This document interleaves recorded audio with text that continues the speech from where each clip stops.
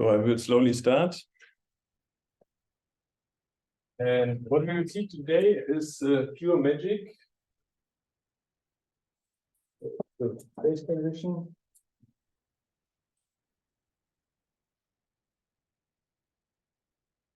For the Pereserian theorem.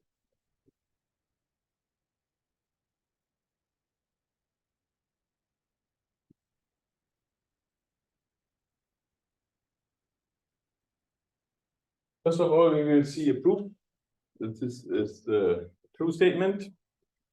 It's easy. Then we will show it's a growth rate involved, which is very complex. And that proof is not too long, but it will be a proof where you will have extreme difficulties to understand it. And then we take this proof, which is almost impossible to understand, and we will refine it. It will become even more magical. So, first of all, what was it? Pereserian theorem? Let us fix the dimension D. So it's following assertions. For all colors C, point number M, this is right here number R. That for all partitions P or color C from the D subsets of I, we said we see colors. There exists an H. H is over here set such that what is the case? H is homogeneous.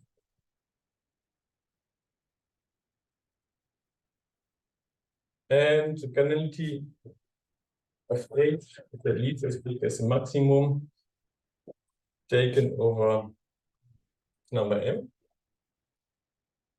Now the point is comes the minimum of H. And Pereserian total is a statement for all G equals G. Now we have seen what the infinitary Ramsey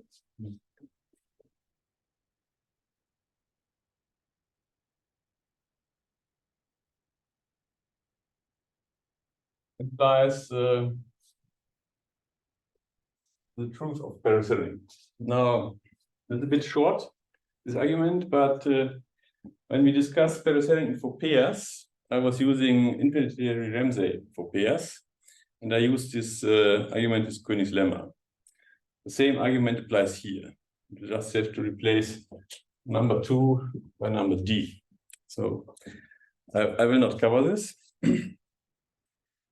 I will now prove the following, namely, let PH DCM the least are inputs DCM. So what do? We pick a D, C, and M, and then we choose this R minimal with this property, and that's this number. Okay. Now, what we are going to show is what?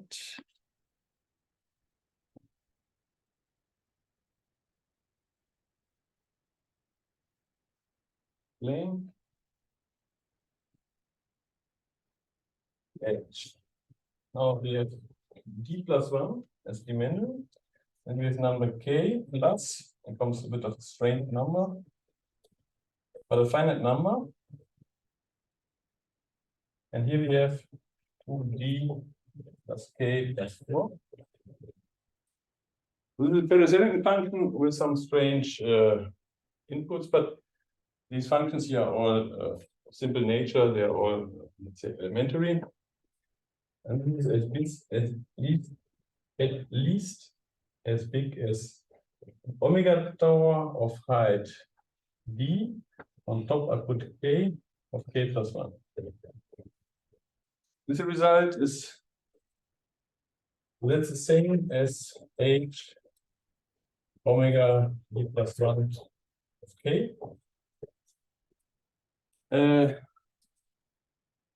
This is good.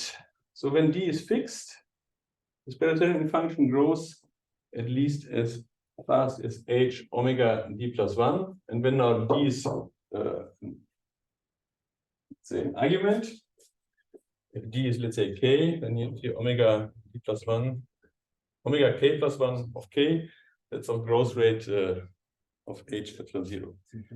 But this result is even sharper. It gives a fine, gives lower bound even for a fixed d. Why is this interesting? Because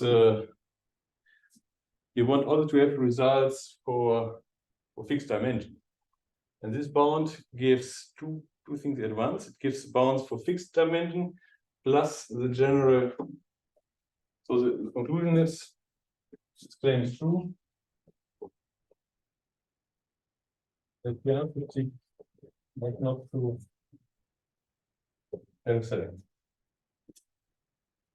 Now, since we are not doing proof theory, we just prove this one. And this is already quite difficult.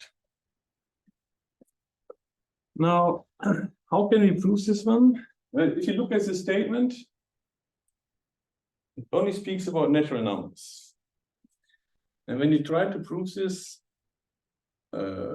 somehow it's very difficult to figure out what to do. Of course, as we have seen here, we can prove the statement using infinitary Ramsey. But now just assume that we don't have an infinitary version in the background, and we have to approximate these numbers by hand. And now we do the approximation by hand. And it's sort of general philosophy behind this. It's a finitary world. And we have here a problem. What we will do is we go into the infinitary world. Give solution or some infinitary problem, and then we translate it back. But when you see just the statement, nobody tells you that you should go into the infinite. Anyway, that is what we're hunting for. Yeah. So we'll use like finitary approximations for the Paris-Hamilton-Ramsey numbers. I will I will approximate lower bounds for this function just by bare hands. And you will be quite surprised how it's going to work, because there's a 3-page proof. And basically, you will not see how it works until you see the last line. So what I'm doing is I'm following a manuscript by Michael Buchholz, unpublished. That's this part. And then comes the phase transition, which is my contribution to the subject. Yeah? So just for argument's sake, since it will be difficult to understand, is it possible that the reference to be put online so that I can yes, so I have to write it down and see them? Yes. Well, my plan is I have here these handwritten notes. At some moment I will scan all the notes. So you were asking for this, and so I can do. Of course, there could be some typos in it, but I can also give a reference, yes. But anyway, we start with definition. Then you ask yourself, what has this to do with this one, right? So if alpha is a form, this shape,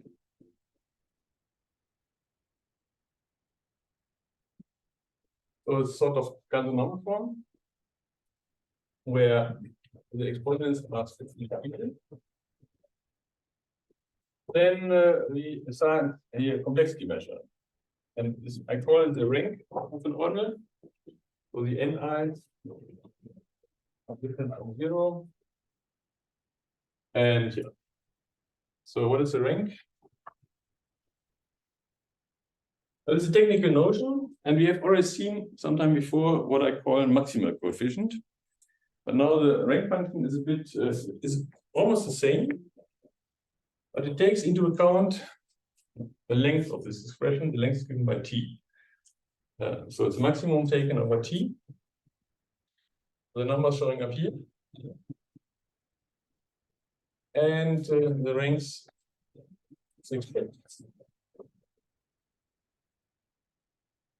And of course, the rank of 0, 0. Okay, now this has nothing to do with the state, right? Then comes a lemma. The trivial lemma, basically. But of course, in this context, well, what's the point here is we are doing Ramsey theory. It means when you miscount with just one number, you are lost. So we have to verify every statement, because if you have a small innocent lemma and something is wrong in small innocent lemma, the mathematics usually can fix innocent mistakes, but Ramsey theory is punishing you because then you are lost. But okay, well, this is not Ramsey number, so we have units here involved. So we know that the fundamental sequence for alpha at element k is related to alpha and k, so we replace some parts with a factor k plus 1. So it's not a big surprise. It's bounded by the maximum, the rank of alpha, k plus 1, and b. The rank of alpha smaller than n, then the rank of alpha n minus 1, so n is positive, it's going to be smaller than n plus 1. And c, the rank of omega m of k plus n is smaller than n plus 1 if m is at least as big as 1 and k is smaller than n.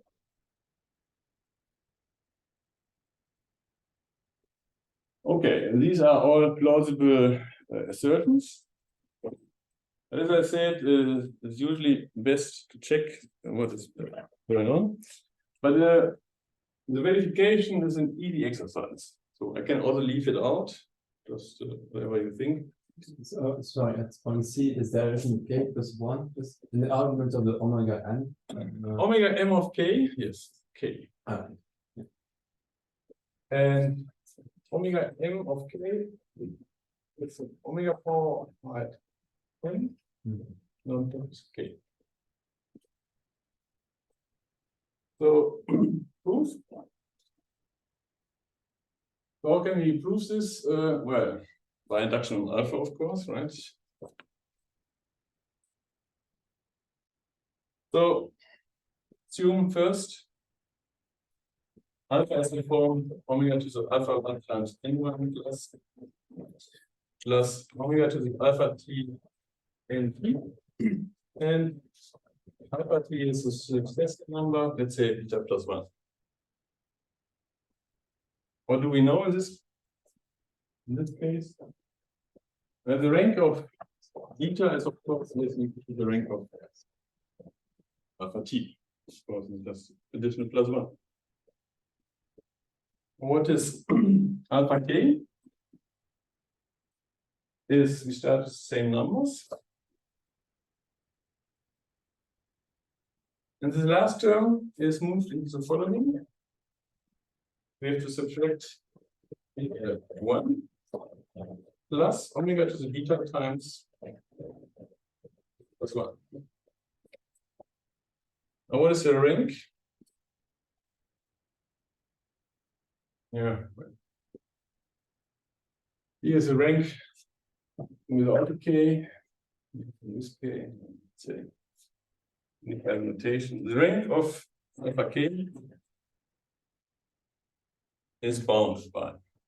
Now we have to just to see how it works. So how many components do we have here? These are t components, but here's a new one. So this t becomes now t plus 1.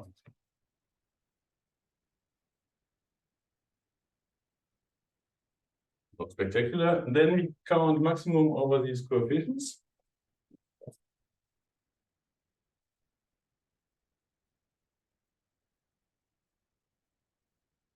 This coefficient is k plus 1. And then we have the ranks of the exponents.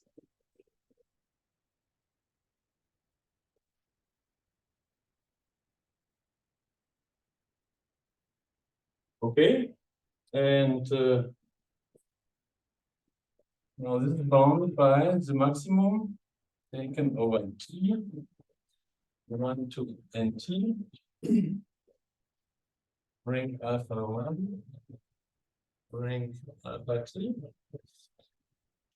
and k plus 1.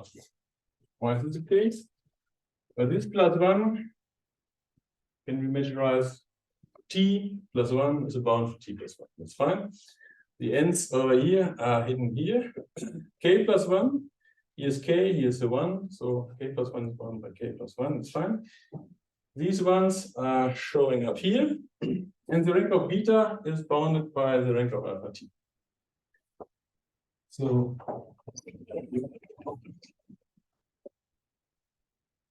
trivial verification.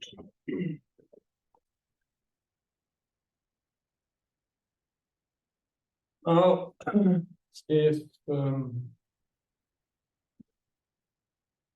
alpha t is the limit, then of course I apply the induction hypothesis to alpha t. So what is alpha k? Alpha is k is compared to the alpha times minimum compared to the alpha t times minus 1 plus omega to the alpha t k. And then we go into the rank. The rank of alpha k is the maximum. Yeah. How many terms do we have? How many components? T plus 1. Then we have these numbers.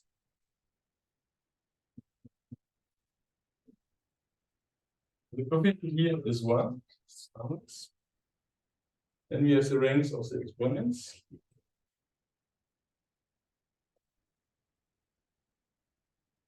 And here's a rank of k. Okay. Now we apply here the induction hypothesis, right? It's bounded by the maximum of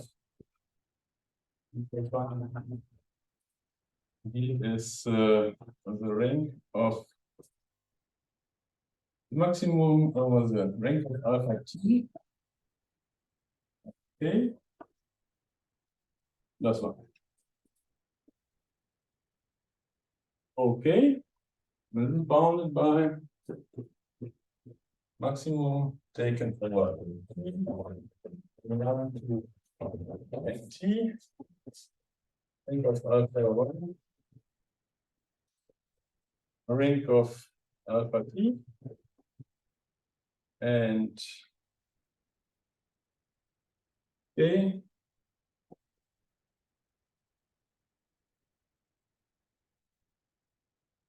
plus 1.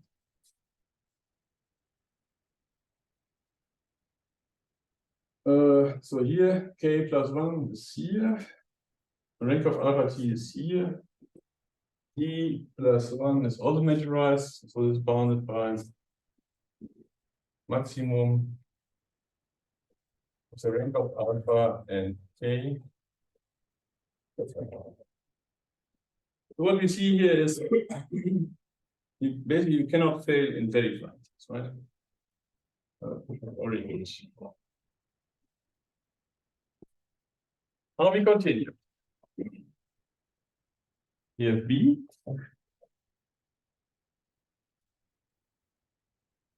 So what do we have to show?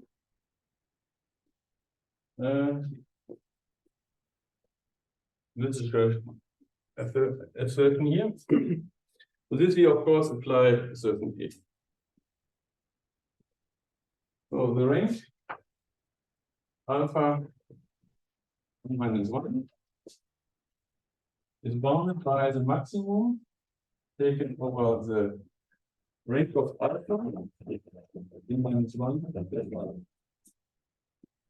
Now, what do we know for B? The rank of alpha is strictly smaller than n. This is smaller than n. This is smaller than n. Bounded by n. Smaller than n. So B follows directly from A. Now C, what does C say? Just look at the complexity. What's going on? And just have a look, right? Here's an omega power plus n. So how many terms are there? 1, and here is another one. This is omega to 0 times n. 2 terms, then here is a number n going up as coefficient.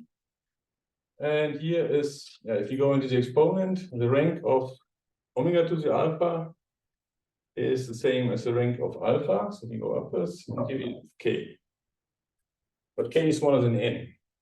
So this is true. But now you can make a formal proof of this. But I guess the informal explanation suffices, right?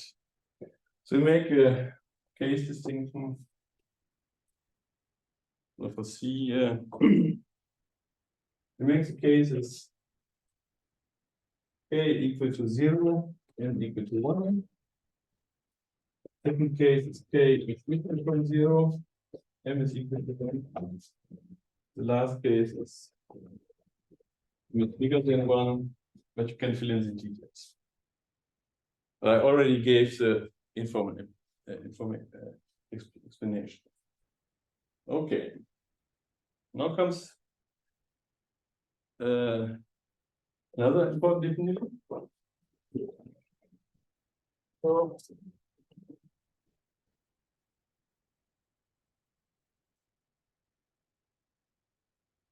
what do we see here? We see here these representations.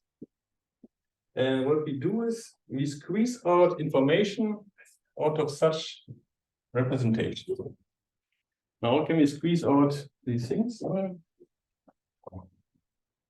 It will come in a minute. So, that's the definition. So assume alpha has a form omega to the alpha 1 times n plus omega alpha is times n.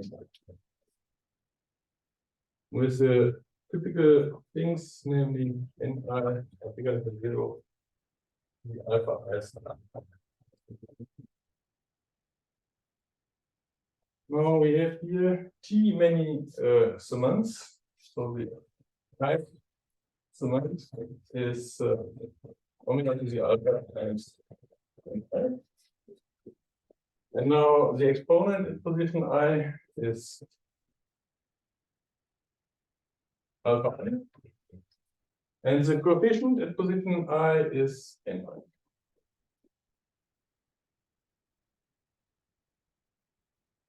This is for I 1 to 2. And otherwise, I of alpha, I of alpha, I of alpha is 0 otherwise. Okay. Now we compare to normal form definition for coordinates alpha and beta. We compare alpha with beta. Now, how are they compared? They are compared lexicographically. And then there is a first moment of time where the difference is shown. So this we have a distance function. So d alpha beta is the smallest I, such that S I of alpha is bigger than S I of beta. So if alpha is bigger than beta, we write down the Cantor normal form for alpha. we write down the Cantor-normal form of beta, and at some moment something is going to happen. Yeah, at some moment the ith term in alpha will be bigger than the ith terms in beta. And at that moment, we fix the ingredients in alpha. A alpha beta is A B alpha beta alpha. And B alpha beta is B alpha beta. Now, how should we think about this? So we write alpha. Here's omega to the alpha I and n I. Here's beta. And assume that this is fi of alpha. Then well, assume that this I is the alpha beta. And we have here omega to the alpha beta times k alpha beta. And here's the corresponding term beta. So this is the same as S d alpha beta alpha. And for beta, that's corresponding term S d alpha beta.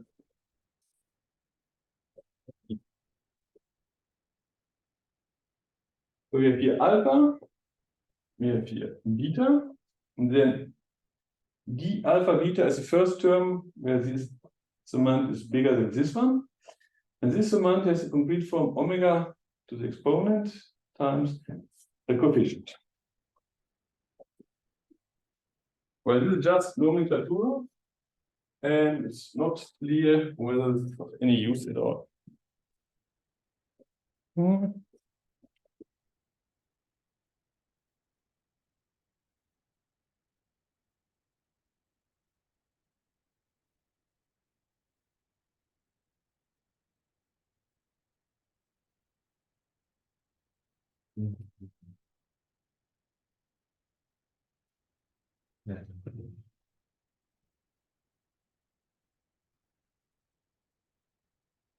Okay, now comes the lemma about model comparison.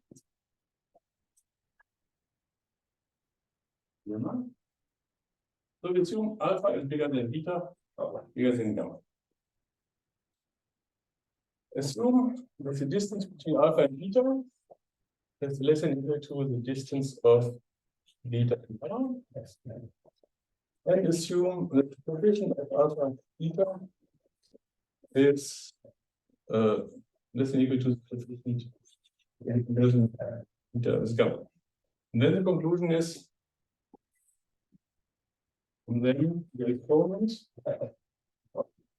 comparison between alpha and beta is bigger, and then the component is comparison with beta and gamma.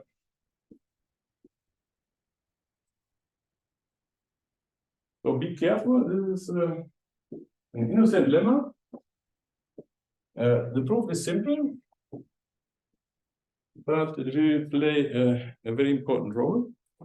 So we have to be careful not making mistakes in the beginning.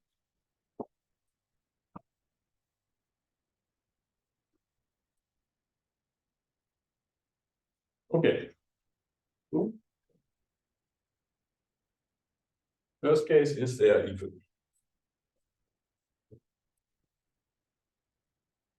Alpha beta is beta gamma.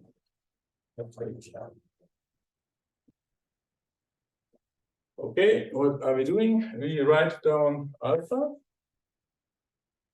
Excellent. Beta. Beta. Gamma is gamma.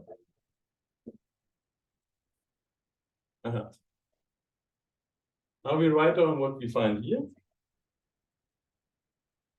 As I alpha is omega to the I of alpha times k of alpha. Now this one is bigger than this one because I is this number. Yeah.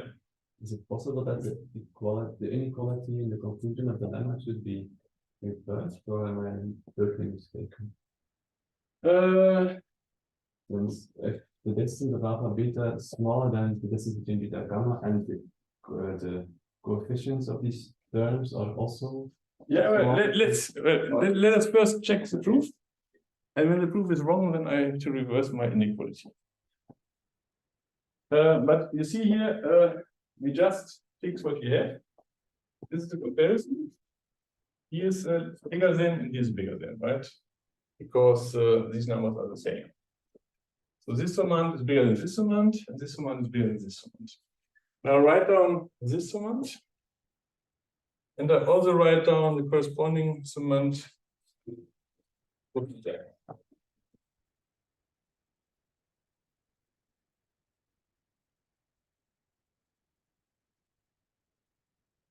Now, what do we have?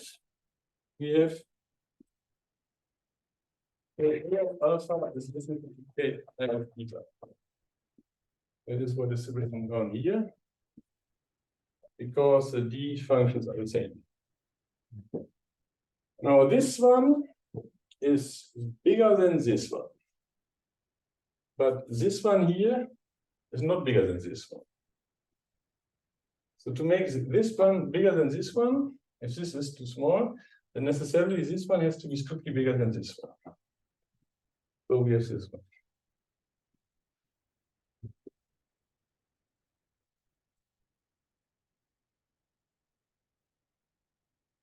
Right? So in this case, the inequality is as expected. The second case is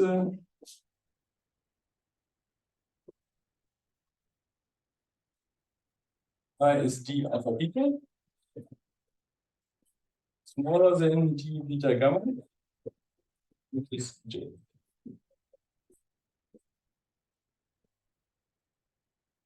So this one is now bigger than this one. Now, what do we know? It's I of alpha, so this is strictly bigger than it's I of beta. Right? This one is bigger than this one. Now, is I of alpha is such a form, and as I of beta is such a form.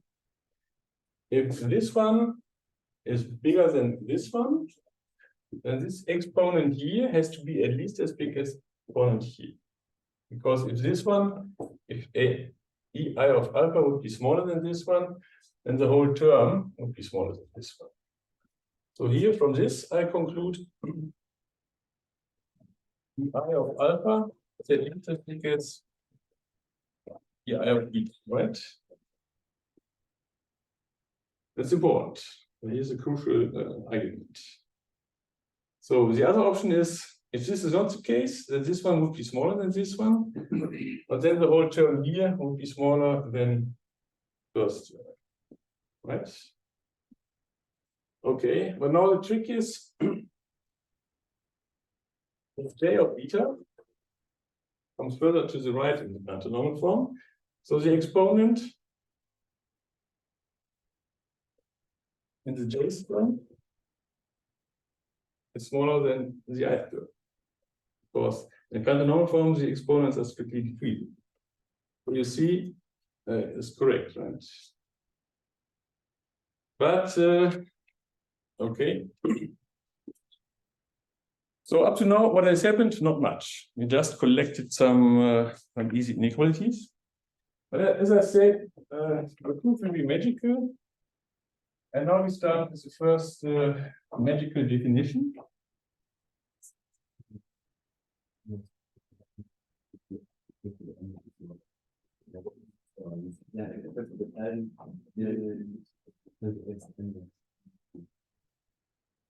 So we start with partitions. And first, we come with what is called, so partition is also called coloring. And actually, the following idea is contained in an article by Negetil and Löbel, and they call it shift graph coloring. To define function key. Key works in peoples. We have here our class denoting ordinals. And we go into set with 3 elements. 1, 2.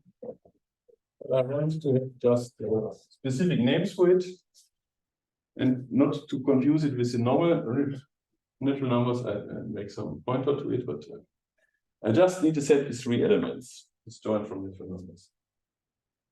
Now, for triples, I define this following, namely key, beta 0, beta 1, and beta 2. Is an example.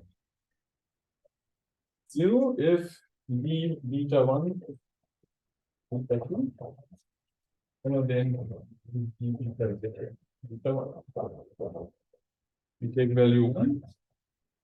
If d, this is not the case, d beta 0, beta 1, let's look to d beta 1, beta 2, and the coefficient at beta 1, beta 2, smaller than the coefficient for beta 0, beta 1. And the third case is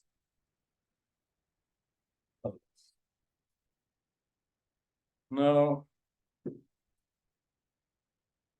What is this? This is an abstract coloring.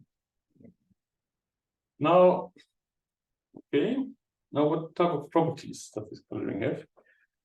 What is the shape of homogeneous sets with it? Comes the first dilemma. So what we are doing is, instead of considering partitions or colorings of numbers, we consider colorings of ordinals. So as I said, we make the move from the finite to the infinite. But why we are doing so, it will not be clear.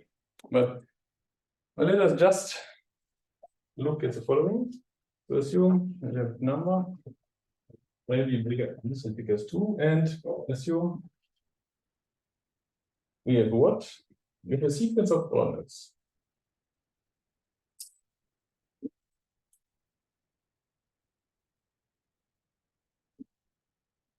An arbitrary sequence of ordinals, and assume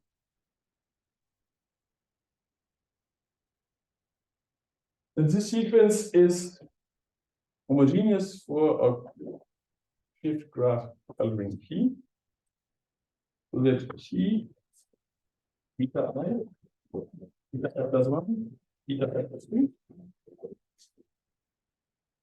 3 is always getting the same color.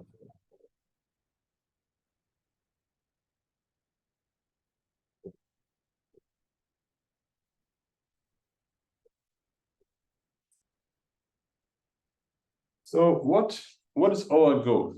We want to finally produce a bad coloring such that all homogeneous sets are short. What we are doing here is we study colorings of ordinals with a specific coloring. And what is going to happen when we have a homogeneous set for this specific coloring? And I want to have that the set is short. So I want to have good bounds on L. At this moment, they're just floating around. There could be many ordinals, the universe. The length of a descending sequence can be arbitrarily long. And I want to squeeze out concrete information on L. Okay, and then the conclusion is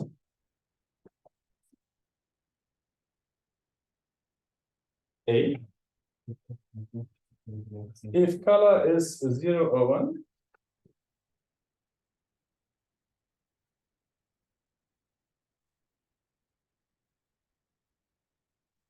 then L is bounded by the ring of the first term. That's already pure magic. We have here some descending sequence. this ordinal has a finite rank, just an easy number which can be calculated easily. And if this coloring is homogeneous, well, this is even not fully homogeneous, but just homogeneous on these consecutive triples. If the color is 0 or 1, then this sequence is short. It's just bounded by the complexity of the first term. So this is already surprising. And B, if the color C is 2, then we make an assertion about the exponents.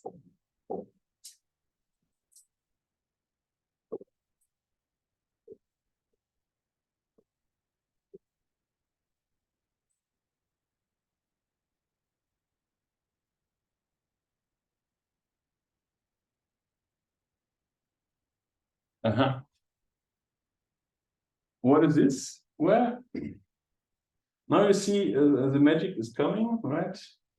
If we have this property for such a sequence, then we are able, in this case, to move this descending sequence into a descending sequence in the exponents. The length of this sequence is 1 shorter than the length of this sequence. But you see somehow slowly some structure showing up. Okay. For this lemma, no need. We need to prove.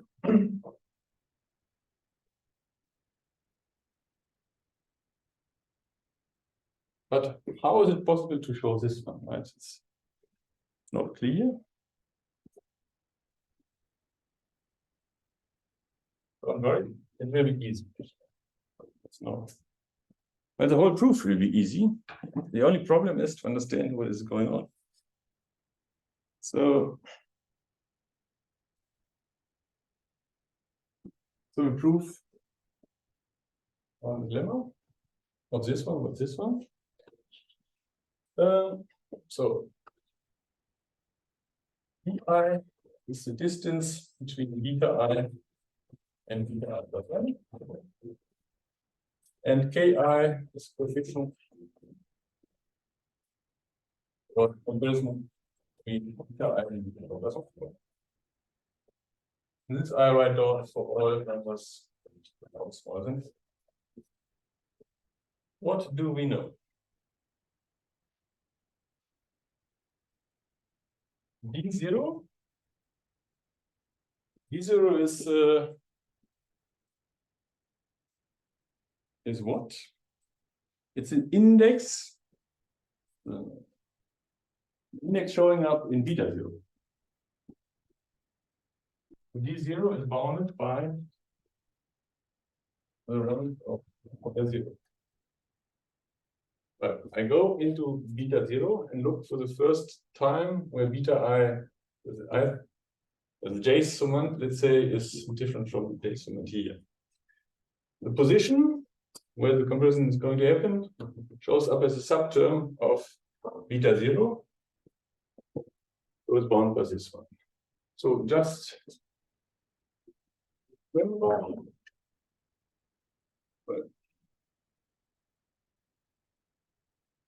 Let me just remind you what the definition was.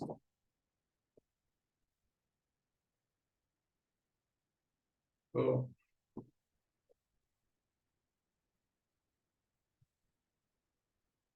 the rank of alpha was the maximum over those numbers. And we have here the number T is part of the rank of alpha. Now D0 is bounded by the width, by this T for beta 0. Therefore D0 is bounded with this number. And what do we know about K0? K0 is one of those. Also bounded by the rank.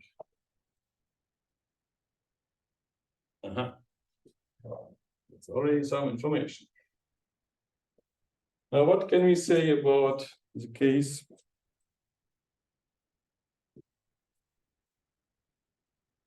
if C is 0.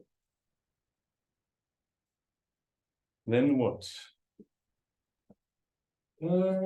C is 0. Let me see what's going to happen. We get a descending sequence of natural numbers. Now, descending sequence of natural numbers are not too long, right? We get what? B0 is bigger than B1, bigger than last number is DL minus 1, and here this is minus 1. What is the conclusion? L is bounded by B0 and by the ring. So you see the magic, right? And if C is equal to 1, then you get a sequence K0 bigger than K1 bigger than K minus 1. This is bigger as 1. So that is bounded by K. Therefore, this bound is bounded by the ring. That's a proof of A. Now, this case is remaining. So what is the otherwise case, right? So we have here beta 0 to beta 1. Let's be beta 1, beta 2. And K beta 0 to beta 1. Let's equal to K beta 1 beta 2. Then we look here. Here, at every point, this condition.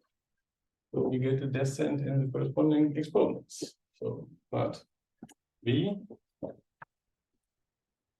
by previous lemma.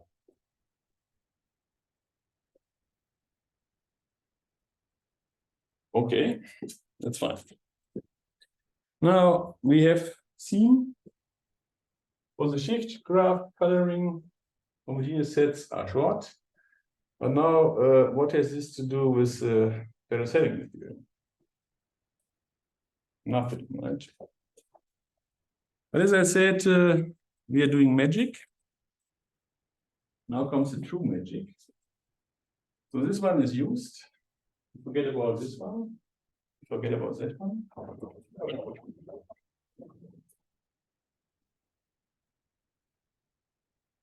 Now comes some coloring which has a larger dimension. But in defining the coloring with a larger dimension, I use a shift graph coloring.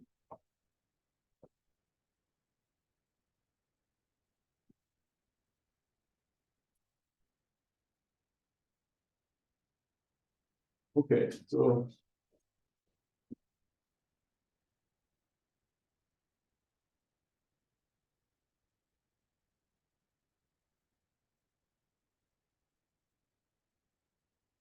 well, for technical reason, so I define a set of colors by regression. So CK1, set of numbers from 0 to K. And if M is bigger than 1, CK M is CK M minus 1 union, and then there are M tuples of the value standing for 0, 1, 2. Now, what is going on? What is the cardinality of CMK? Well, you see, it's easy. It's some sort of harmonic sum plus K. So that's cardinality of CMK is finite number. Now I define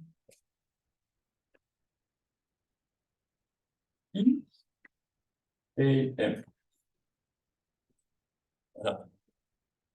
EKM works on the predecessors, so I write it in this way: omega n k plus 1 to the n plus 1. So what I do is I take the elements in E which are smaller than this number, and I map into CKN.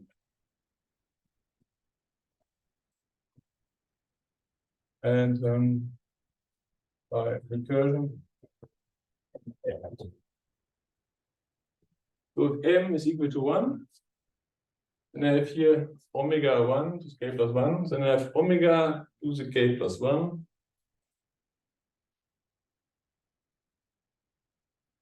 So for omega k plus 1, well, then the elements smaller than omega to the k plus 1 are just very easy to write. So we start with omega k times n0 plus omega to the 0 times nk. And I can write every number alpha smaller than this number in this way, because the exponent is here tiny number.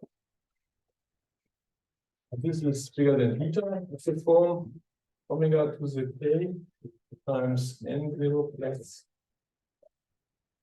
omega to the 0 times nk. It's a prime. Well, if this one is bigger than this one, there will be a situation where there is a first term command I bigger than the corresponding command over here. So let E and K alpha beta is a distance function. So the least I such that n I is smaller than n. Okay? Nothing special, but just zooming in, coordinate I. Now let here I think it's 1. And assume what? Well, assume that we have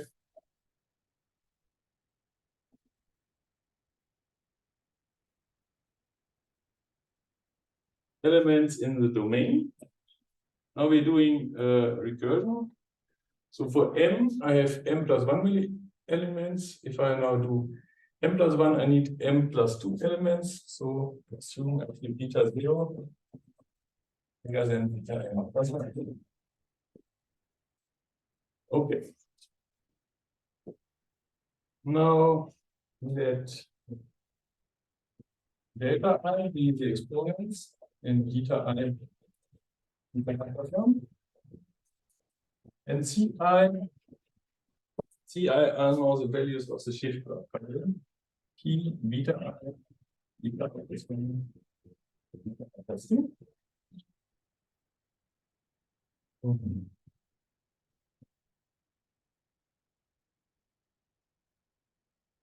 So the ci, they go as long as the last value is still available.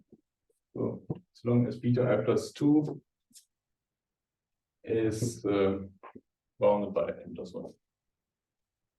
Okay, and now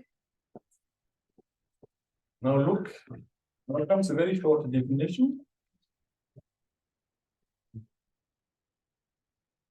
Now comes the master problem. Is just what?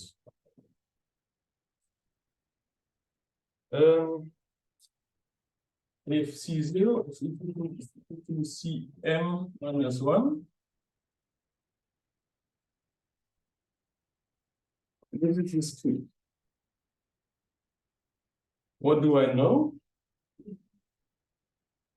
All the C values are the same. So we have the situation of this lemma. So I get a strictly decreasing sequence of deltas. The length is 1 shorter, but I can apply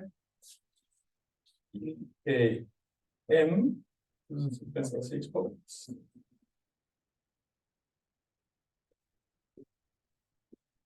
So, yeah, What do you exactly mean with on top the set 0, 1, and 2, and then to the m? to the M means a Cartesian product, so to say, M tuples of a set with 3 elements. Thank you. Yeah, we haven't seen it yet, but now we want to see M plus 1 should produce M plus 1 tuples or tuples of smaller length.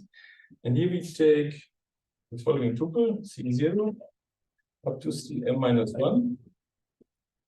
Otherwise.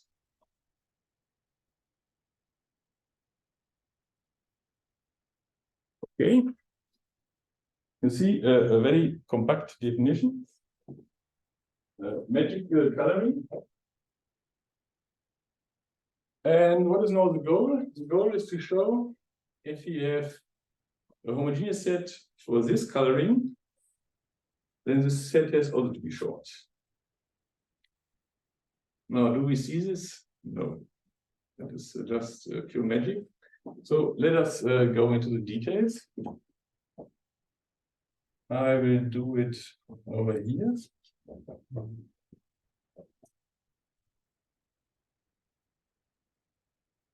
But it's still not clear what has this function to do with the Perron-Sarrazin function, right? As I promised, the proof is magical, but it's extremely beautiful. We just do some nice definitions. We squeeze out information, and so what we do in this part, we squeeze out finite information out of infinitary situations. But we haven't yet seen how we move the finite one into the infinite one. But this comes its final end. But now let's just check what can we say about homogeneous sets for this coloring EKM.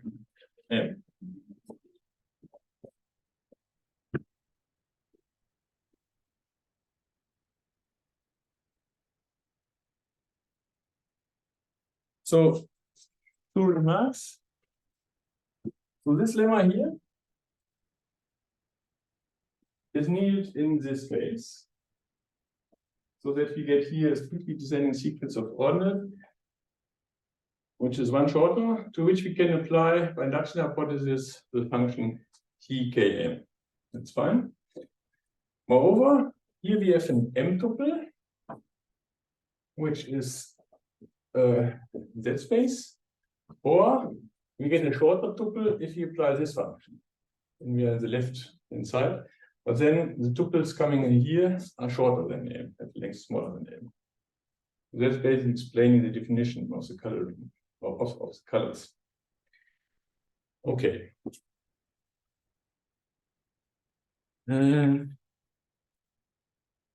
Yeah. Then comes something unbelievable, the next lemma. So assume we have some side conditions.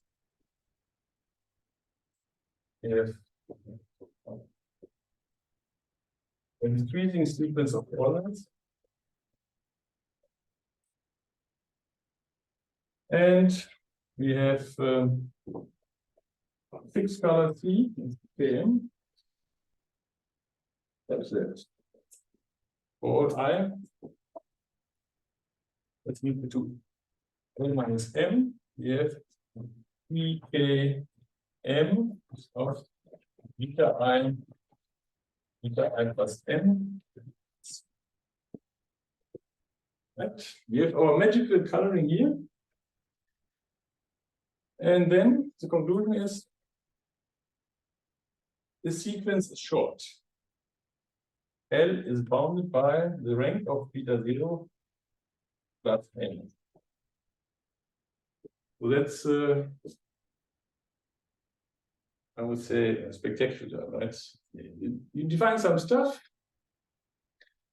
and then you say, okay, if I have a homogeneous set, then it is short in the sense that the cardinality, so this set is bounded by the numbers showing up in the first term. This is comes out of the blue. So now we prove this, and so this will be one of the most beautiful parts in the whole lecture.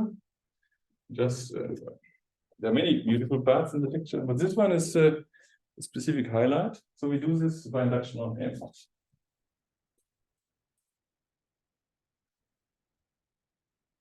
M equal to 1. Well, for M equal to 1, we don't use this one, we use this one. So what's going on? We consider beta I. Beta I starts with omega k.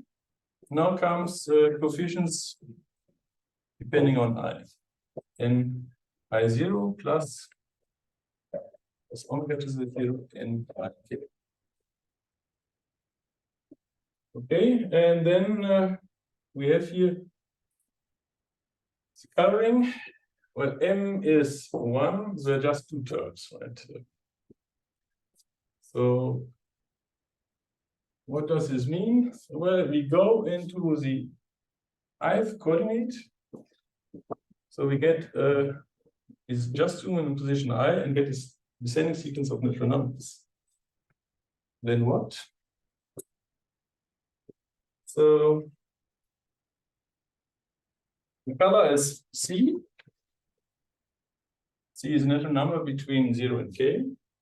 And C0 is bigger than, I have to be careful.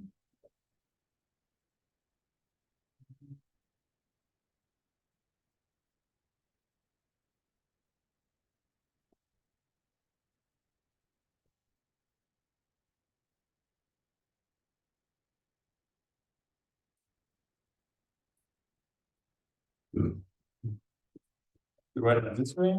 Okay, it doesn't matter. The corresponding sequence of numbers here showing up for the color C is strictly decreasing. And then we get L is bounded by the coefficient N0C, but this number shows up in beta 0. This is bounded by the rank of beta 0. Strictly smaller than M is 1. Rank of beta 0 plus 1. So this was doable, but this is also not complicated. It's dimension 2. And we just compare these easy Cantor-normal forms. And then, of course, what you see here is not much of infinity, just finite numbers, they are decreasing. And if you have a decreasing sequence of natural numbers, of course, the length is bounded by the topmost term. Of course, the situation changes when you have your ordinates, right? Because this is infinite. L is bounded by beta 0. That's trivial, right? Why is it decreasing? Because the point is at position I, the corresponding sequence in the next term, Ni, is smaller than the Ni before. So you zoom in always at position I. So at position I, this term Ni is bigger than the corresponding Ni prime. And then comes Ni prime prime, blah, blah, blah, but they are all decreasing. So Ni is bigger than Ni prime, bigger than Ni prime prime. yeah, because the code is constant. So yeah. And C is the place where we find the position where it's going down. But of course, nice question. So, as I said, the proof is pure magic, but the pure magic comes now, right? This is something when we have seen the argument over here, it's somehow comparable to the argument over here. But now, be prepared for something beautiful.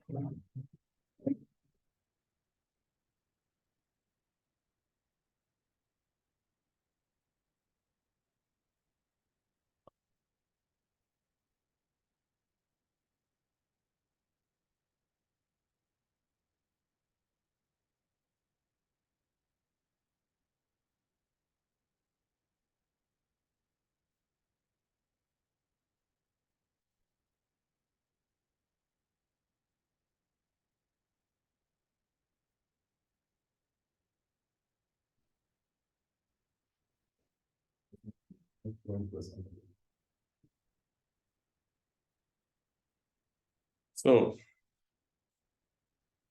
induction step.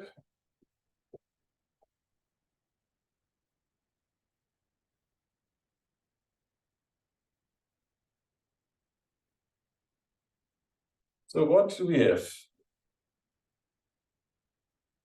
M is at least as big as 1. If M plus 1 is smaller than L, if color C,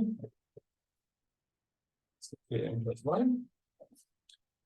And we have what? We have the situation omega M plus 1, K plus 1, bigger than beta 0, bigger than beta L. And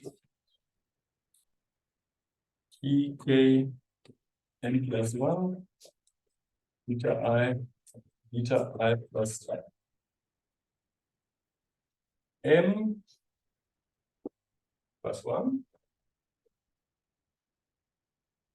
is C for all I less than equal to L minus M plus 1. So minus M minus 1. Now there are two cases. So this color C, it could be that the color is an M tuple. Then we are not in this case, but in this case, right? So let's say continue over here. Case 1. C is an M tuple.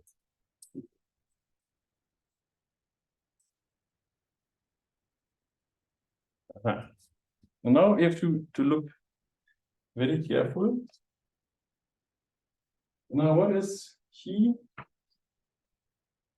A M plus 1 of beta I plus M plus 1. By assumption, it's the same as EK M plus 1, beta I plus 1. We have beta I plus N plus 2. Now, what is this? It's this coupling. So we write out. This is I plus M.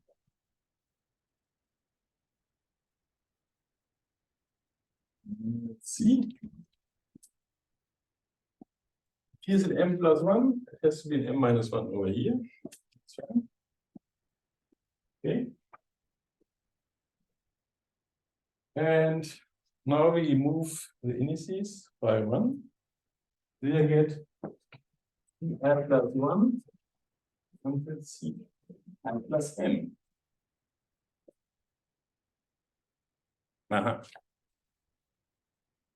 So what does this mean? And this we have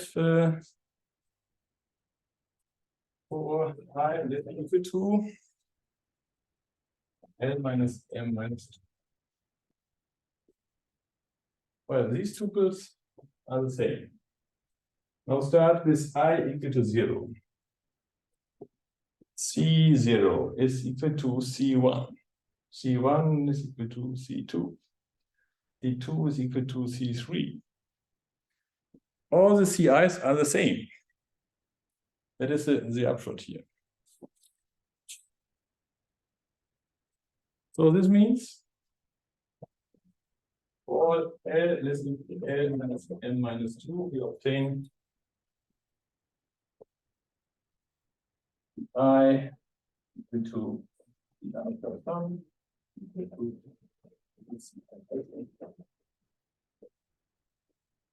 and hence we have C0 is equal to CL minus 2.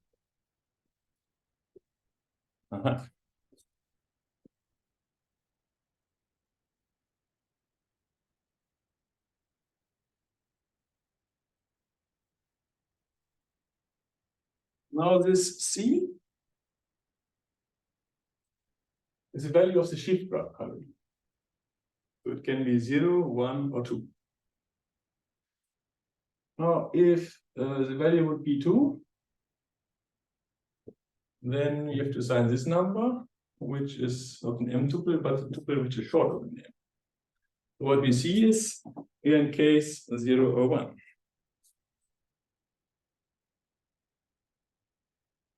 So, since pk plus 1 beta is in 0, 1, 2, M,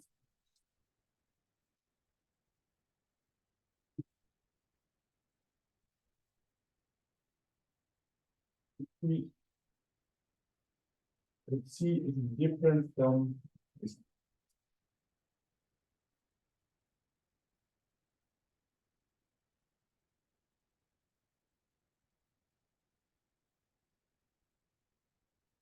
And now we can apply this one.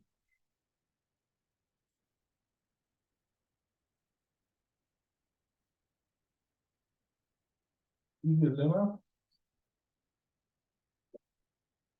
we obtain L is less than or equal to R beta 0, okay, smaller than R beta 0 plus M plus 1.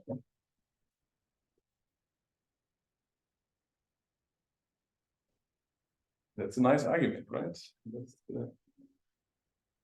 look what's going to happen. Then suddenly all numbers are the same. Then you apply this magical lemma, and you suddenly get a bound on the number of elements of certain linear set. Aha. Now that's fine. But this was the case that case 1 was true. Now comes case 2.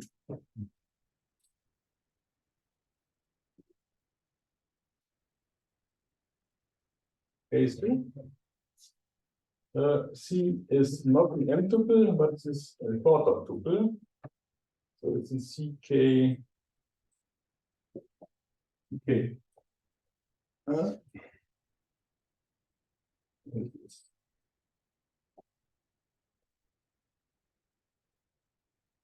And I write here.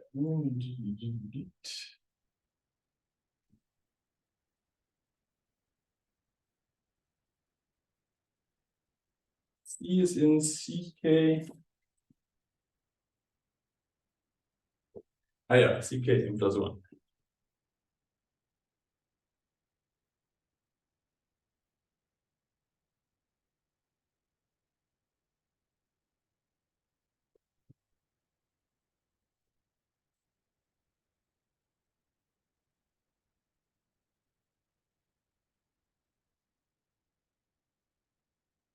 Right. So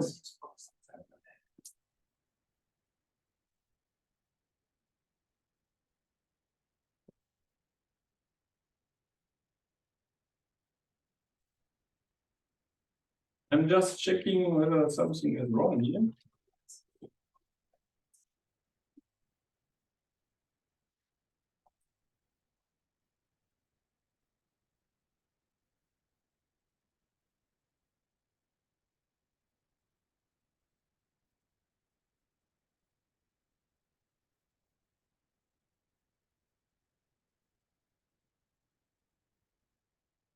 Because this is M plus 1, and here I have a tuple of length M.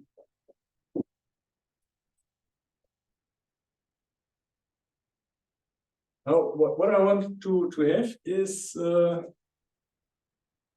if I'm not in this case, I want to be in this case, and the length of this tuple should be smaller than M. So HKM should get HKM, M tuple, yeah, that's fine. Ah, yeah, then we are in this case. So what? Okay. Right. CKM goes into this one. And before we had what? But CKM has already M tuples, so CKM has M tuples, but CK, here we are in CKM plus 1. Here are, what is this? Let's say, C is in CKM plus 1. So either I have a tuple of C's,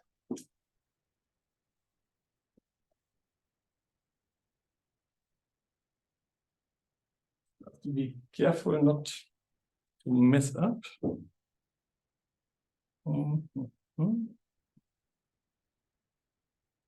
is it possible that in the definition of chi you put a CM minus with a M minus 1 as well?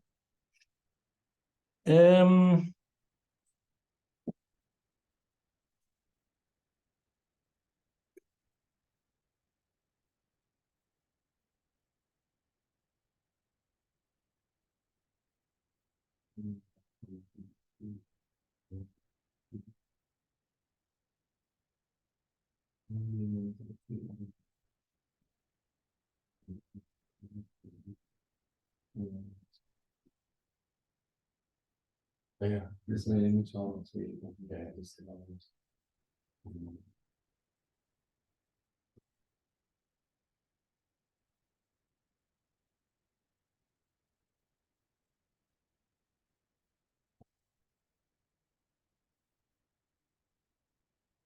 Well, it's important that the length of this tuple is shorter than M. Now, maybe I have to put in here what's, let's see what's going on.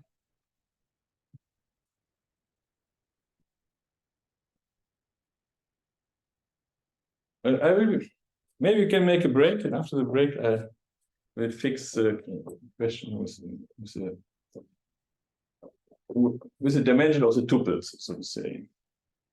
But up to now, what we have seen is when in this case, the strategy is that there should be the domino effect that we somehow reduce the long partition to the shift graph coloring. And shift graph coloring has homogeneous sets which are short. And I just have to check whether he's an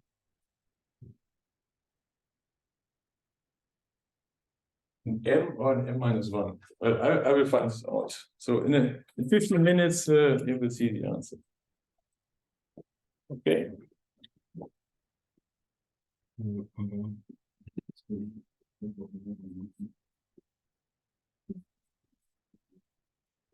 Yeah. Okay, so in the meantime, I figured out that that what?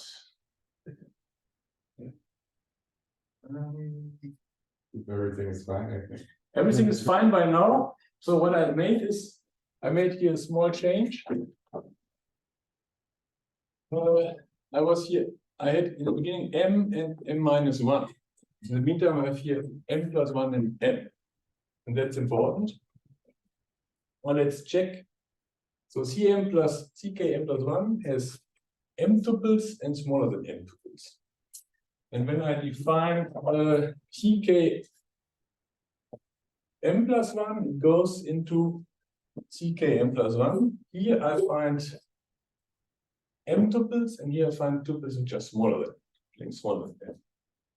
So everything is fine until the only exception is that I mismatched the number of colors, but okay, it can happen. And what's important is in this case, CK1, I mean it K plus 1 many colors, namely the coefficients which are showing up on the position, K plus 1 positions over here. Okay, and then we go via the proof. So induction on m equals to 1, that was fine anyway. Then we do the induction, m goes to m plus 1. This is just what we had. Then I looked at the case where C is an M tuple. Then I made this argument with a domino effect. And the domino effect reduces the main coloring to properties of the shift graph coloring. And the shift graph coloring has short homogeneous sets in case that I have color different from 2. So color 0 and 1 is short. And okay, now we are in the case, the remaining case. So C is a tuple which is short. Okay.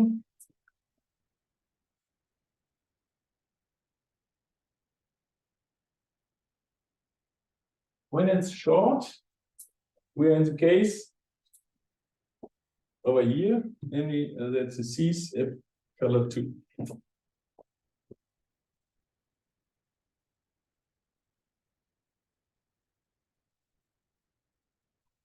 Then we have what?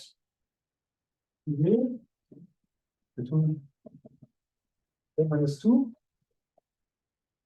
color 2. Okay. Now, if the shift graph coloring is 2, then we see that the corresponding sequence of exponents is decreasing. So then, the lemma, we get what? We get the sequence delta 0 bigger than delta L minus 1. Now, since we are dealing with exponents, we have here omega m.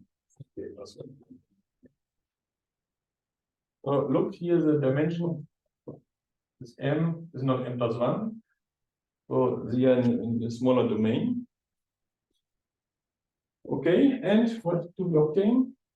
We obtain what? E is EKM of the betas is EKM plus 1 of the betas is EKM for the deltas. C is the color of KM plus 1, beta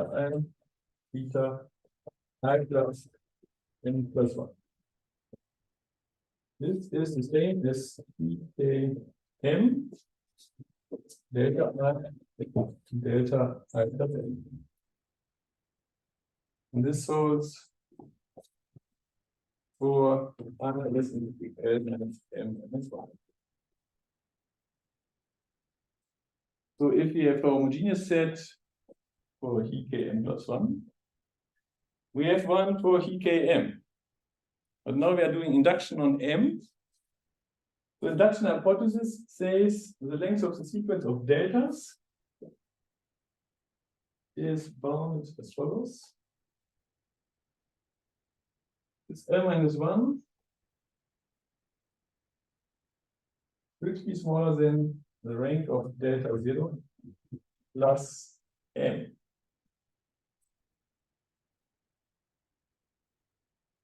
And you can add a 1 on both sides. L is smaller than the rank of delta 0 plus M plus 1.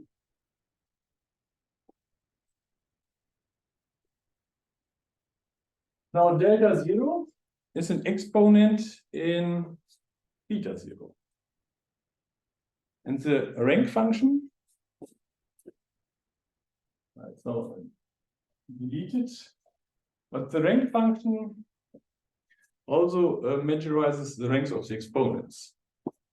So the rank of delta 0 is bounded by the rank of delta 0.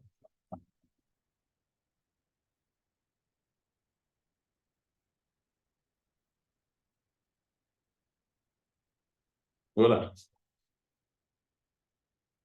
So that's the proof.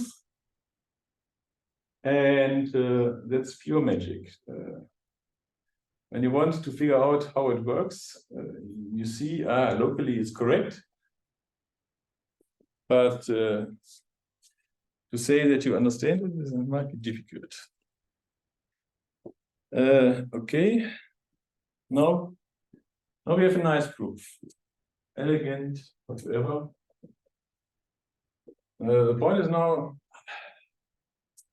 yeah, it's all beautiful, but what has this to do with the peripheral statement? Ordinal colorings, well, Paracelsus speaks about the coloring of natural numbers. And there's not the slightest indication that these two words have something to do with each other, right? So the magic has to continue.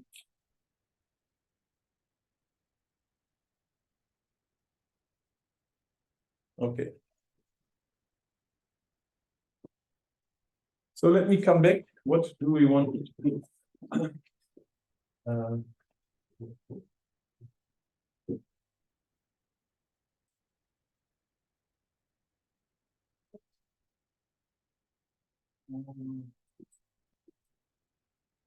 Next plane is 0.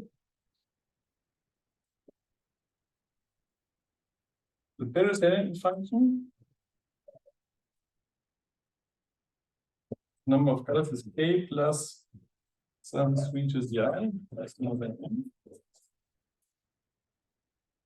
Here's dimension, let's say plus 1, 2, plus K plus 4. Least is equals H omega d of K, K plus 1.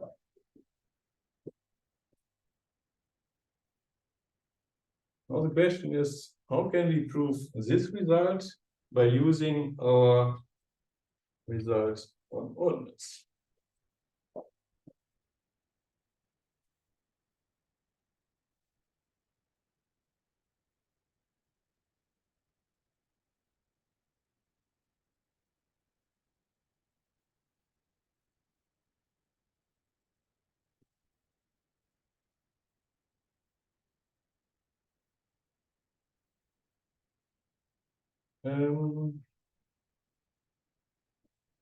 Yeah, I name this now number M. Yes, M. Yeah, it's an M. And this M here was an alien. Or this M should be the same M as here. Because you see, this number is the number of elements in CKM plus 1. CKM. Okay, anyway. So what do we claim?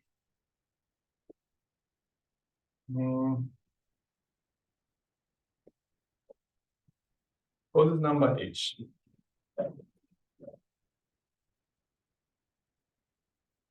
So we now prove this here.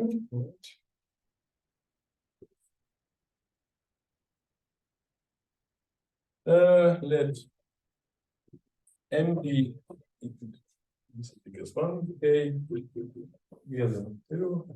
M is M plus K plus 2. Kappa is M plus N plus 2. And R is K plus something to the I plus 1 M. And H is this number. Now what the claim is? Claim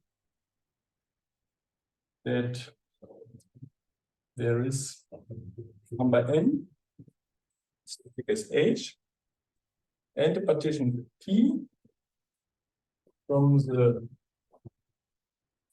N plus 1 subsets of this set, number smaller than N, such that for all H contained in N. If H is P homogeneous, then the penalty of H is strictly smaller than the maximum taken over kappa and the minimum of H.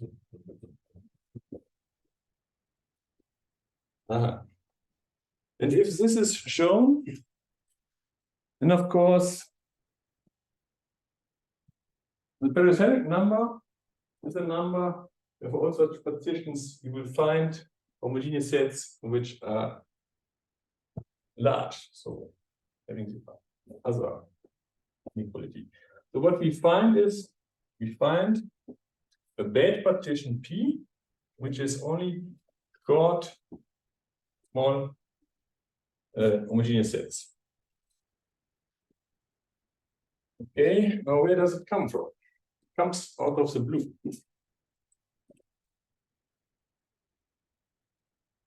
So you have not the slightest idea where it comes from. But you already have seen when I was dealing with the Hyperbattle, there's a connection between ordinates and natural numbers. And it's somehow used right now.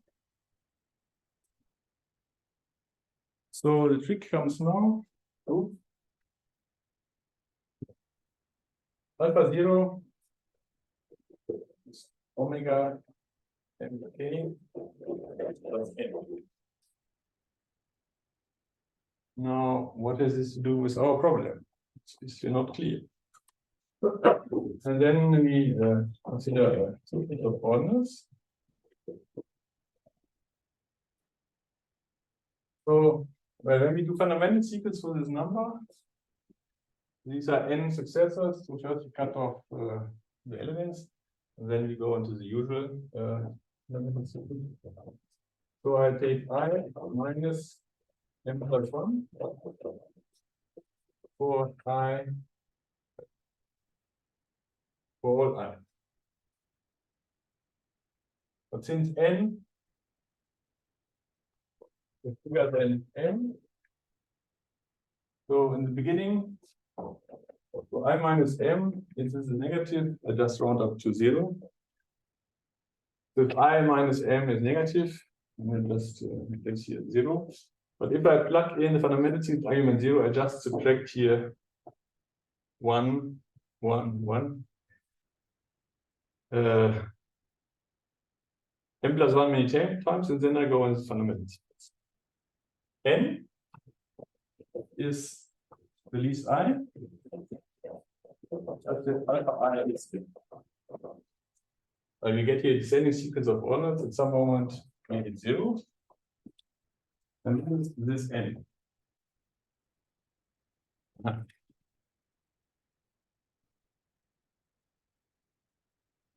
what is this n to do with our problem? Not clear. If for all I more than n, if alpha I plus 1, more than alpha I, it's fine. Now we want to move, we want to have information about the complexity of these numbers. For I less equal to n, we have the range of I plus n. So in the beginning, the rings of alpha I under control by a fixed number, kappa, and b. At some moment, we start growing. Then when we are above n, then the rank of alpha I plus n is smaller than I. But it starts growing somewhat linearly in height. This is technical verification. So nothing special. So if I is less equal to n, then if you cut off the ones, the rank of alpha I plus m is bounded by the rank of alpha 0 plus m.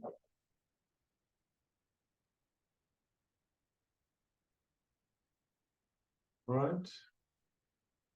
So the rank of all these alpha i's are bounded by the rank of the first term because we just cut n many times of the 1, so that's fine. And the rank of alpha 0 is, for this we had to bound, which we proved already in the beginning. So the number n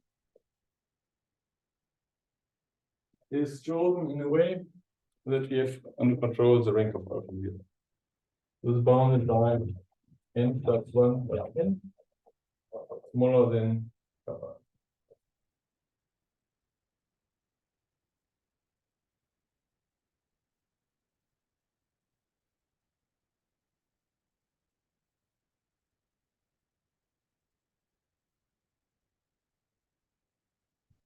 K, this K shows up in n, so therefore we get this bound. Now we prove B. B is proved by inductions of I.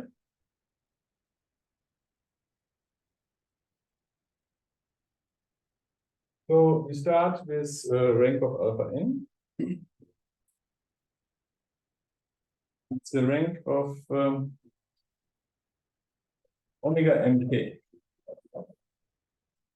What is the rank of this one? Well, there's only one term. Coefficients are always 1. We go to the exponent, so this in total is k. This means the rank of alpha n plus n is, let's say, to 1 plus k plus n smaller than n. And these values of n are chosen to make these estimates correct in the beginning.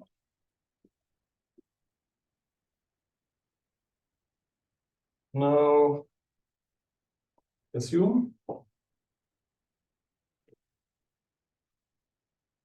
that the rank of alpha I plus n is smaller than I. Then the rank of alpha I plus 1 is the rank of alpha I. We have now I minus m minus 1.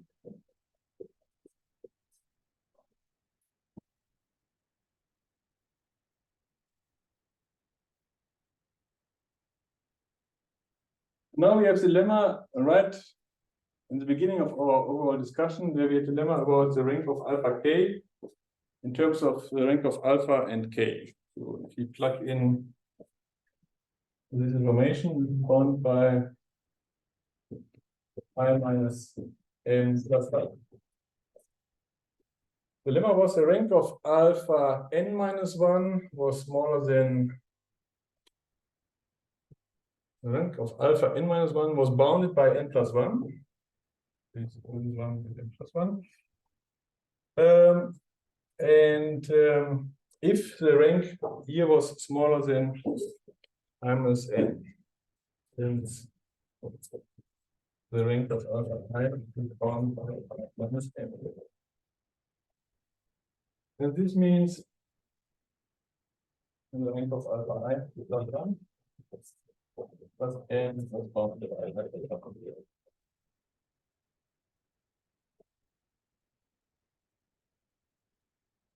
Okay. Next claim is h is less than n. This is basically what we already have seen, namely the Hardy function basically measures the stepping down function for the fundamental sequences.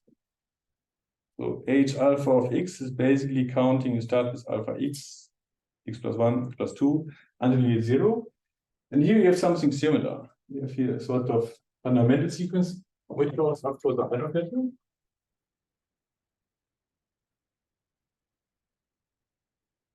So,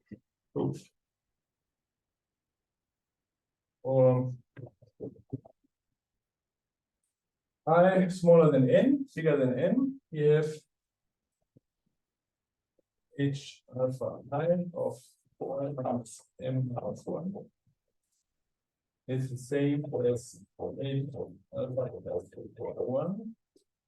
Now I have to make the argument here one bigger, namely plus 1 of m. It's by definition of the Hardy function. So recall the Hardy function was defined by h0 of x is x, and h alpha of x is h alpha of x plus 1.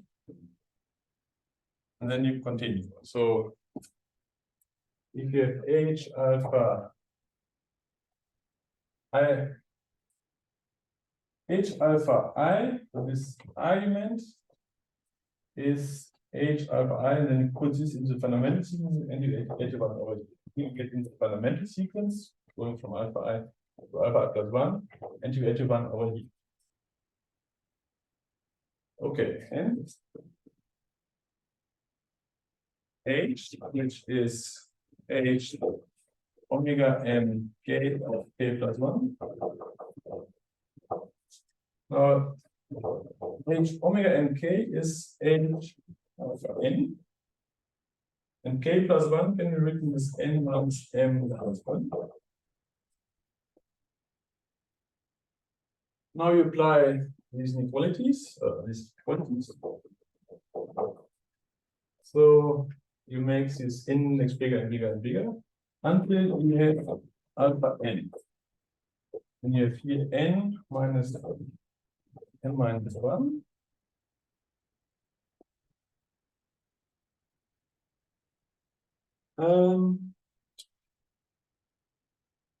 Alpha n is 0.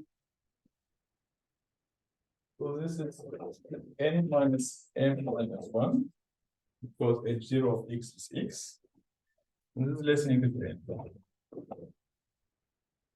n. Now, how to think about this one? There is nothing special. All of this is somehow easy. So you start with an ordinal, and then you step down, like in the hydro battle, in the fundamental sequence. And the length of the procedure is given by the Hardy function. So this is in some sense routine if you come from the world of the Hardy functions or these hydro battles, that's all fine. Yeah.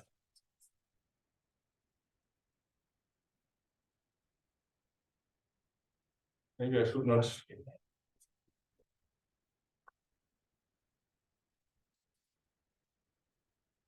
Also,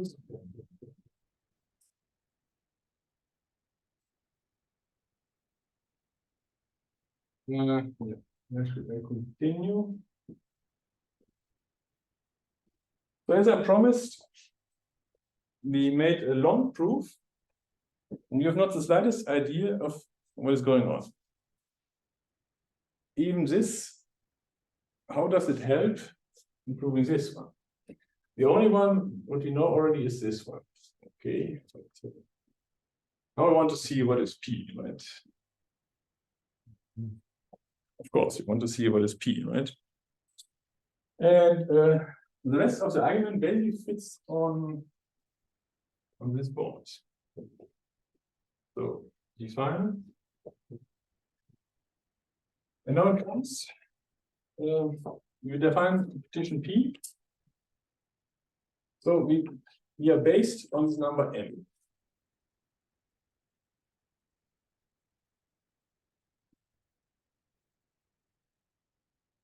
What do we know about this number n? As well, basically the number of indices showing up for these alpha i's.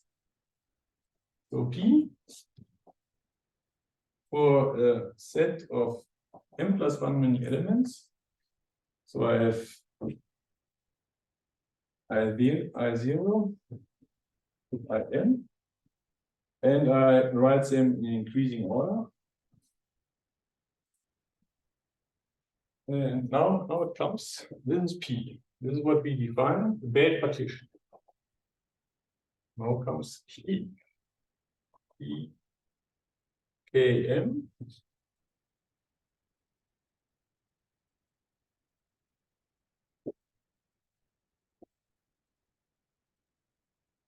EKM works on m+1 tuples. That's fine. Now what should I assign here? Now I take alpha I0, alpha I0. Oh, this is a decreasing sequence. I'll write it in this way. Yeah, that's a tricky definition, right? So here, the magic starts. I define a partition on m+1 tuples of natural numbers. I plug in here the arguments, and then suddenly I move them into the transfinite and apply my major partition from the previous discussion. Okay, now what's going on? Let H some set, say I0 to IL, be P homogeneous.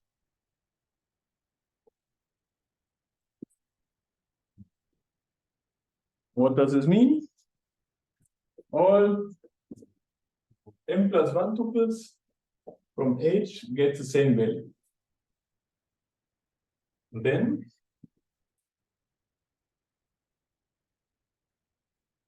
alpha I0 up to alpha IL,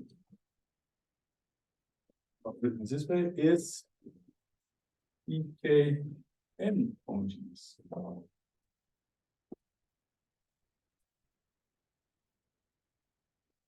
Okay. Now, if I have a sequence which is CKM homogeneous, and this is a discrete sequence, we know something about the length, right? Then L is bounded by the rank of alpha I0 plus M.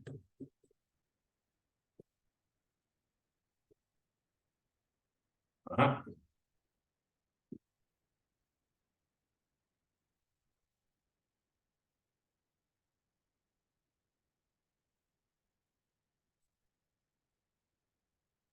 Oh, what does it mean? This means the cardinality of H,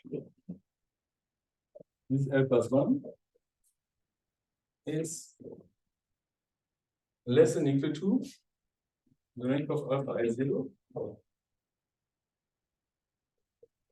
plus M.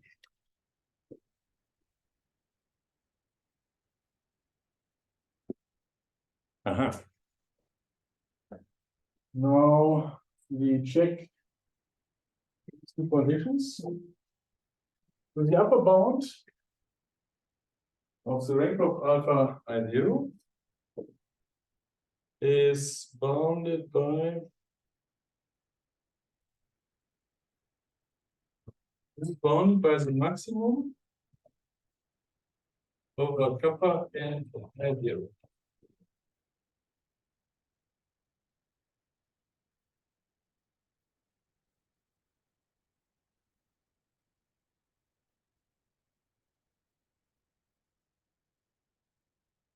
Kappa or I0, yeah.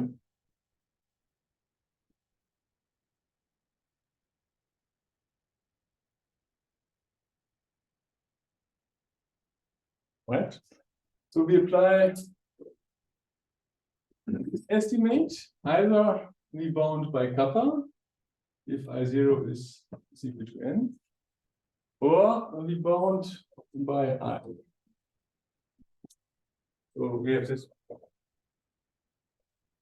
And that's the maximum taken of the kappa and the minimum.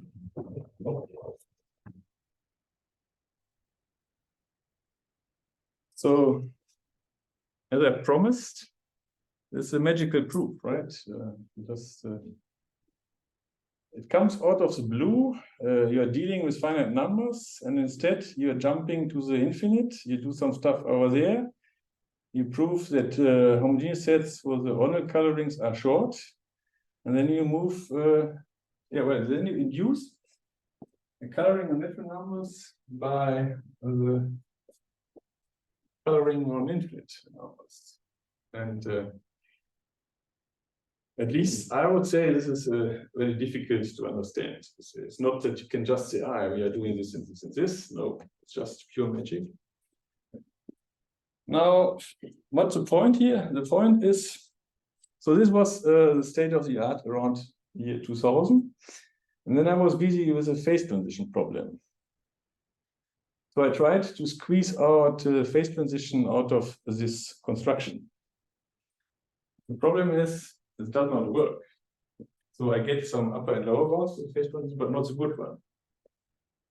So what I had to do is, I had to go into the proof, which is already difficult to understand, and to make it even more difficult to squeeze out more information. So here is some loss of information involved. But you don't see, just look at the proof. You don't see any argument where you could squeeze out extra information. But this is now the second part. It's a part where my contribution comes into play. And okay, this is coming next. But this proof is already beautiful in itself. So it's one of the most beautiful results in the lecture. And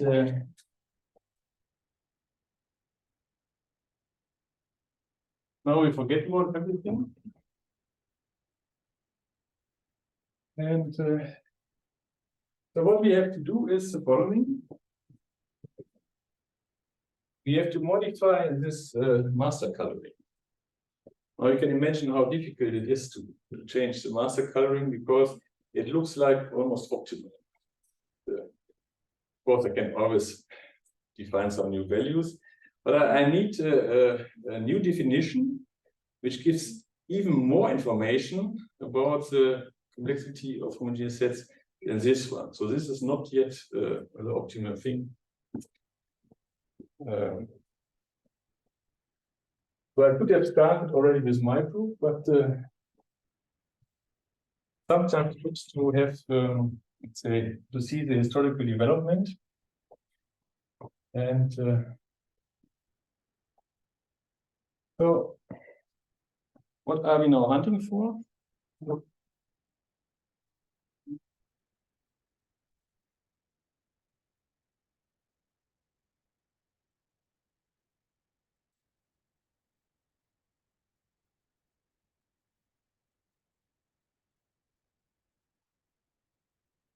So, let's say, blank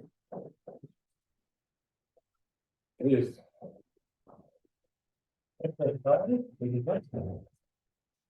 takes binary length function, iterated times, then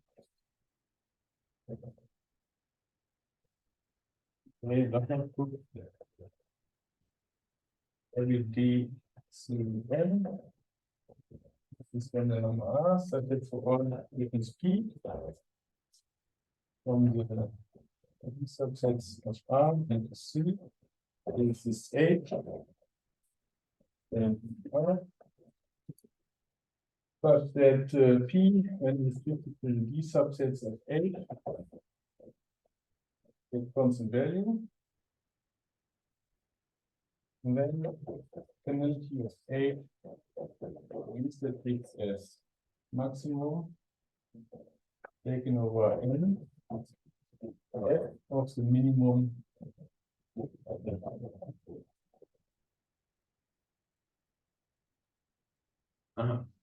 That's interesting. But how to do it? And the problem is, what's the problem? For this, we have to solve a counting question. And problem is, if we count the number of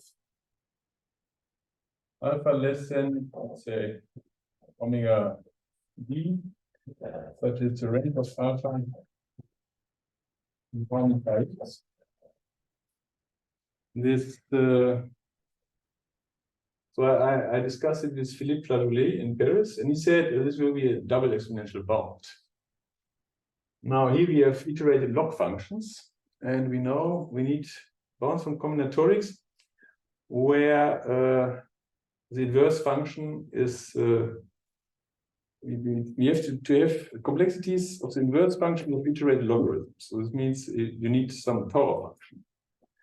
So this is not the right notion. So this is the wrong complexity measure.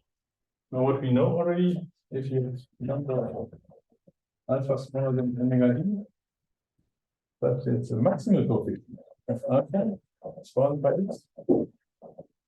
It's basically a power.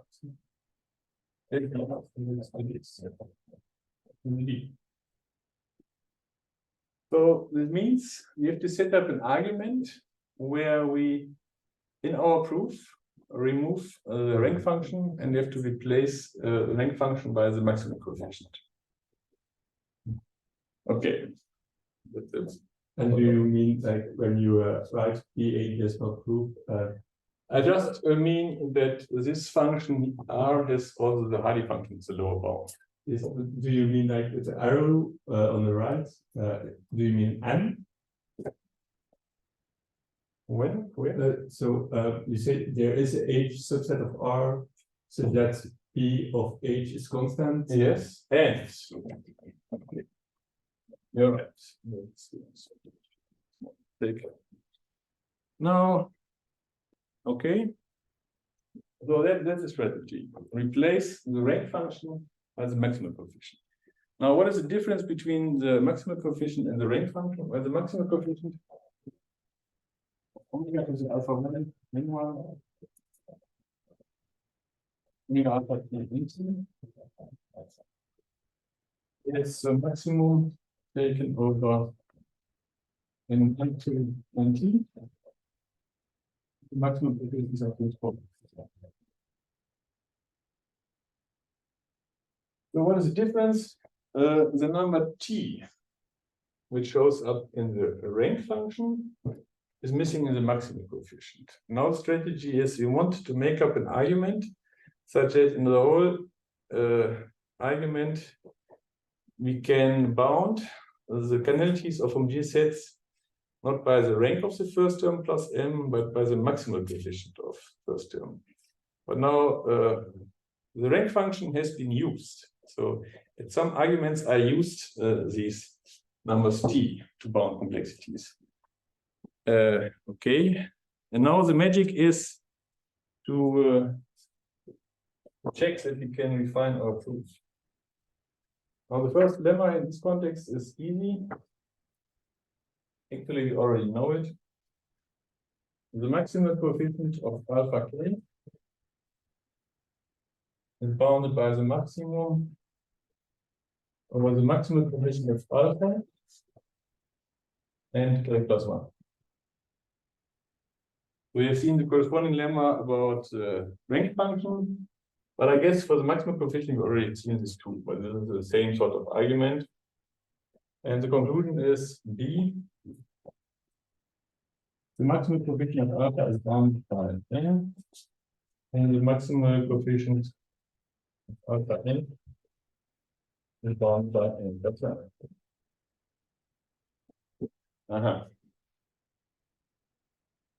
Now it works. Remember, we have to define this master partition somewhere by recursion. And there was one case where we were using the t in the rank function.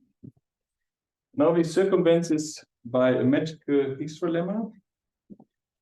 The lemma itself is not difficult to prove. The problem is to find out that this type of lemma can be shown. So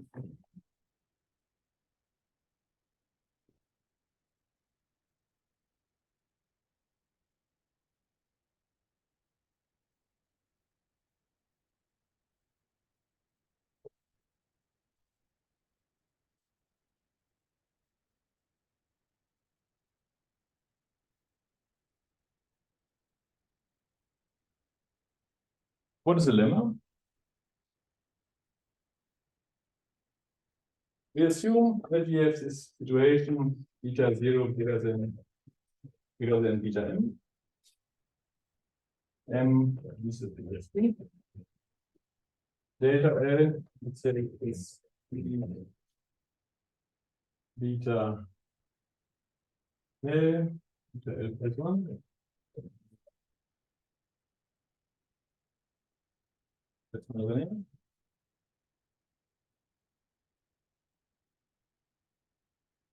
And now, well, the point here is the descending sequence of ordinals here is going into descending sequence of ordinals here.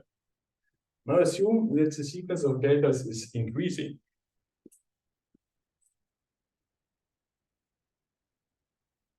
And assume delta 0 is smaller than delta n minus 1. Well, first of all, if this is increasing, then I could plug in the third case the key m function on the deltas in reversed order. It's fine. But what's now the problem? The problem is when I considered those descending sequences, I was measuring the length of descending sequences and the complexity of the first term. Now, when I have here a descending sequence, the length m is bounded by beta 0 somehow. Now, if I remove this one, the length seems to be bounded in this term. But this term is somewhere coming here, but not here. So even if I know the complexity of this term, what does this do with beta 0? Just nothing. So it seems to be mission impossible to get any information. But in fact, it is possible to squeeze down information from here to beta 0. Now, how is this possible? Very difficult to see. So assume beta m has a certain normal form.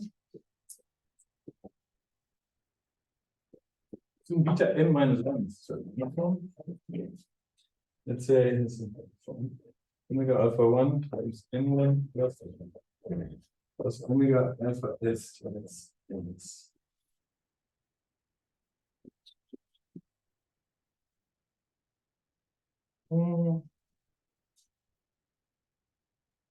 Okay. The delta i's are the corresponding exponents. And so the comparison between beta m minus 1 and beta m happens at position I. So one of the exponents alpha I or some I in 1 plus. Then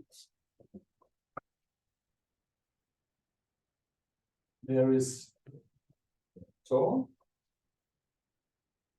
alpha I such that beta 0 has a form omega to the alpha 1 times n1 plus omega to the alpha I n plus tau. So the position as something is going to happen, this is delta m minus 1, this is position I. And then it turns out here at beta m minus 1, we can cut off a left part, and the left part shows up in beta 0. And that's the information which is enough to get information about the length of this sequence in terms of beta 0. Now, okay, you have to verify this. The verification is not too difficult, but it's best somehow to make some sort of pictures.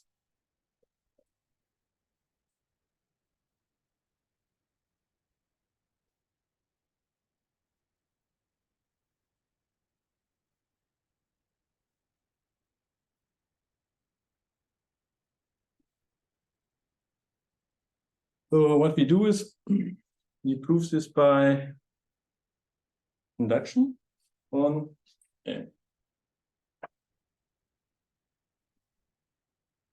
Proof induction on M.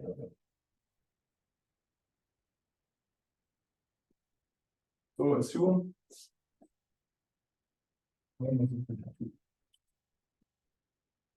then what? Then beta M minus 1, that's beta 1.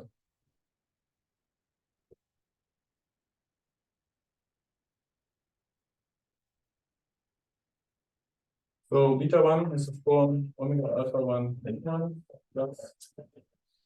plus omega to the alpha I n1 plus omega to the alpha s. Now what is delta 1?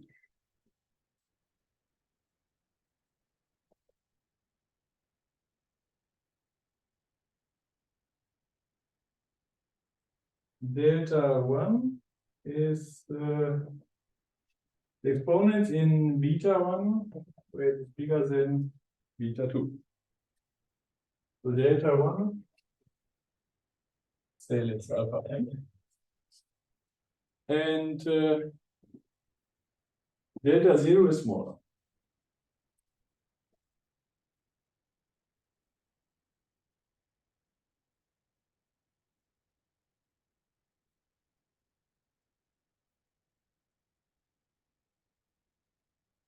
Now look at beta 0. Delta 0 is the position where beta 0 and beta 1 are becoming different. But this exponent is smaller. This means beta 0 and beta 1 start with the same terms.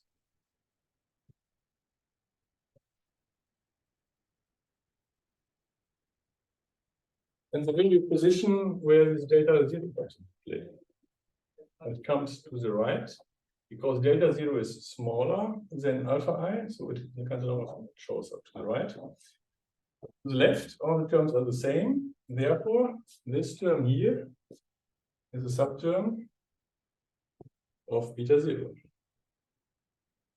So delta d beta 0, beta 1 is a j for some j bigger than I. So it means this delta 0 is to the right. And beta 0 starts with the term omega to the alpha 1 n1 plus omega to the alpha I n1. And the term which coming here to the right, this will be, and that is that. Okay. Now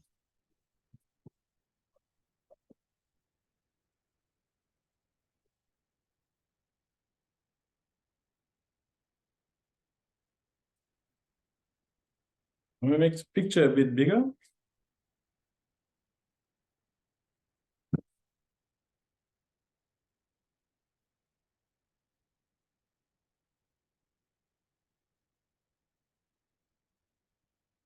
So at some moment we have beta m. Here beta m minus 1. Beta m minus 1 is this form.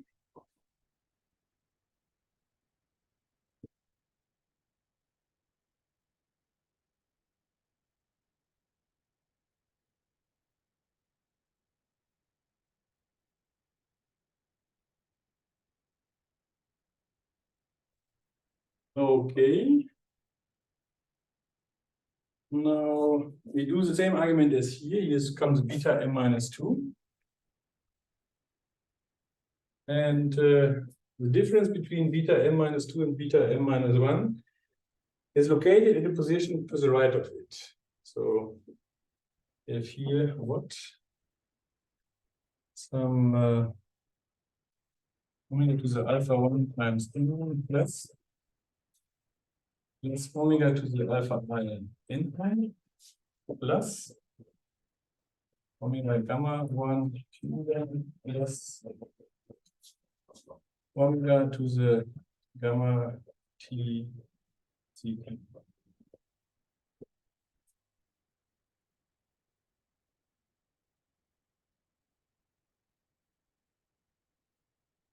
Okay.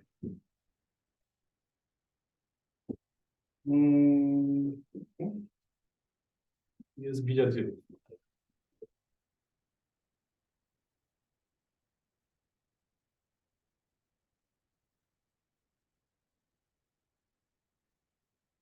Now we have now the sequence beta 0 goes to beta m minus 1.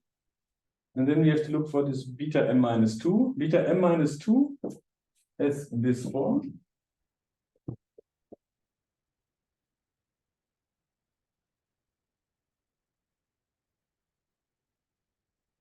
So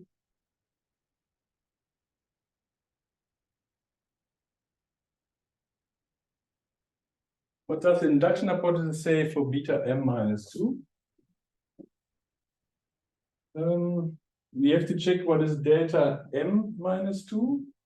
Delta m minus 2 is the position where beta m minus 2 and beta m minus 1 are different. So it will somehow be, there will be an exponent in beta m minus 2. The exponent is smaller than the corresponding exponent over here. So it will be located, let's say, here by some omega to the gamma j uj.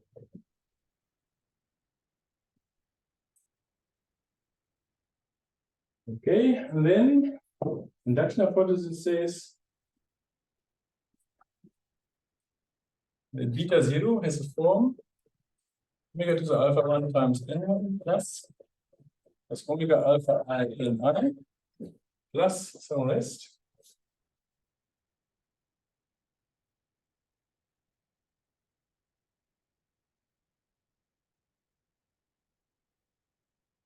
Plus some, so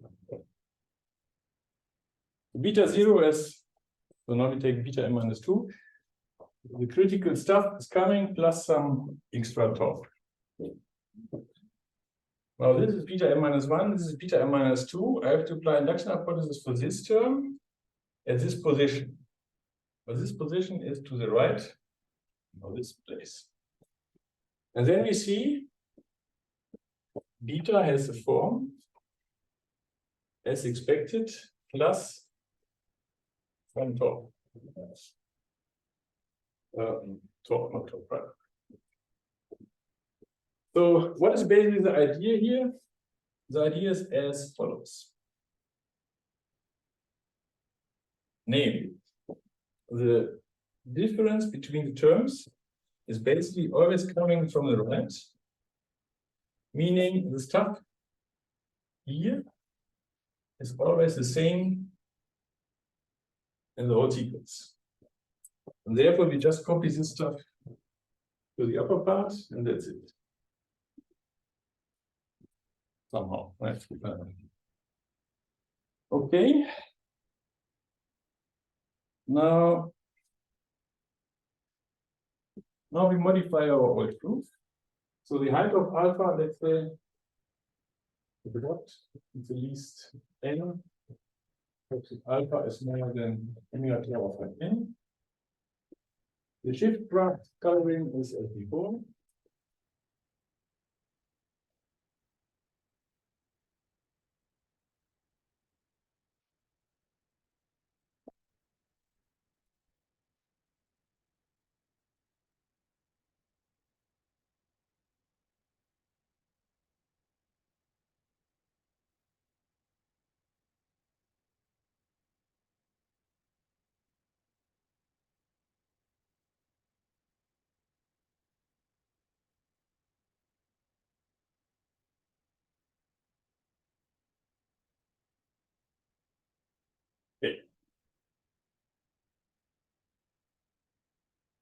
But now the lemma will become different. This was just a technical proof. Completed.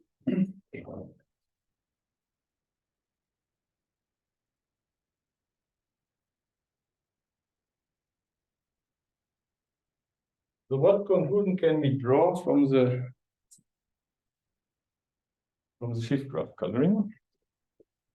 Assume that we have a homogeneous set.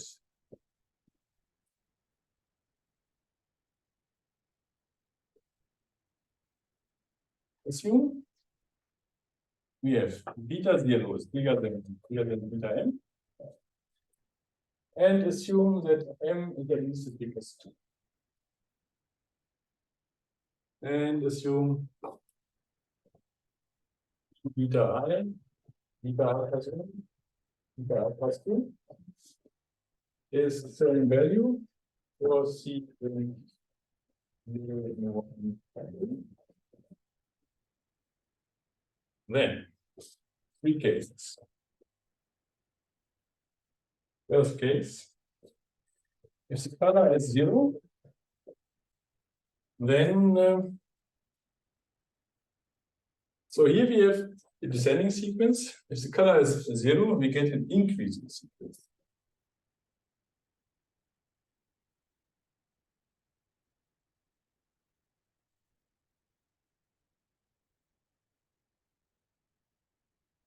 Second, if the color is 1, then the length m is bounded by the maximum coefficient of beta 0. Now here you see the difference. I replaced the rank function by the maximum coefficient. In 3, if C is equal to 2, then I get an increasing sequence of exponents.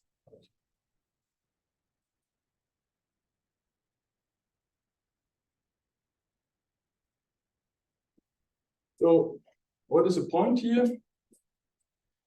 When I look at the old proof, then in this case, I was using a bound on m in terms of the rank function.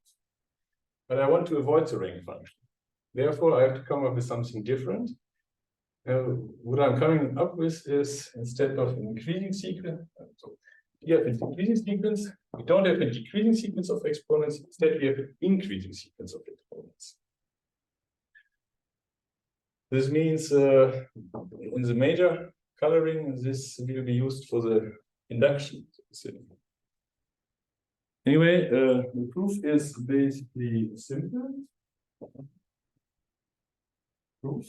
So again, Ki is coefficient of beta I plus n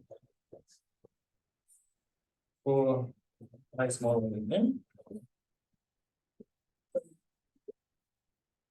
Then clearly K0, that's the coefficient in beta 0. K0 is bounded by the maximum coefficient of beta 0. So that's fine. So here the maximum coefficient works fine. Now if C is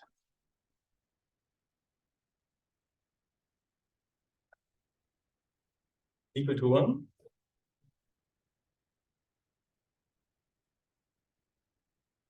what is going to happen when C is equal to 1?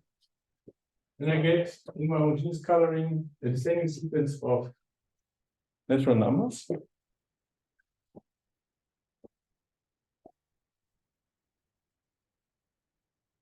Then K0 is bigger than Kn minus 1. At least as big as 1. So M is bounded by K0 and by the maximum coefficient. That's great. So this is solved. Now, what about 1? Let's say I is beta I plus 1. For I smaller than m.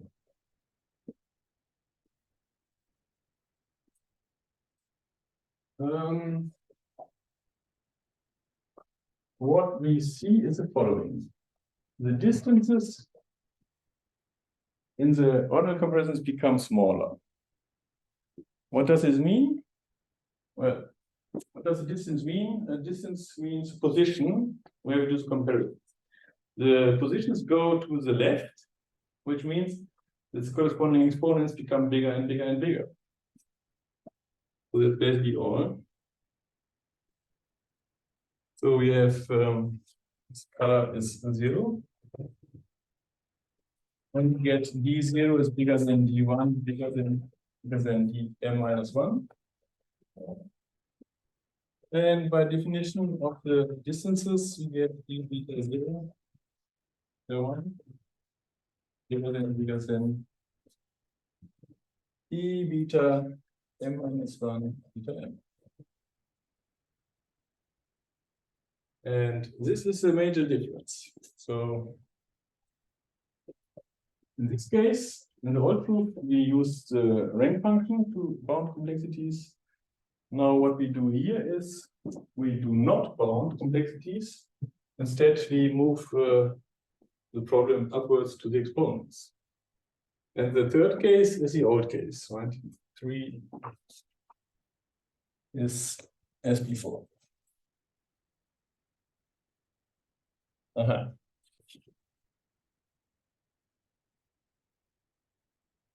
Okay. And now I write down the master coloring.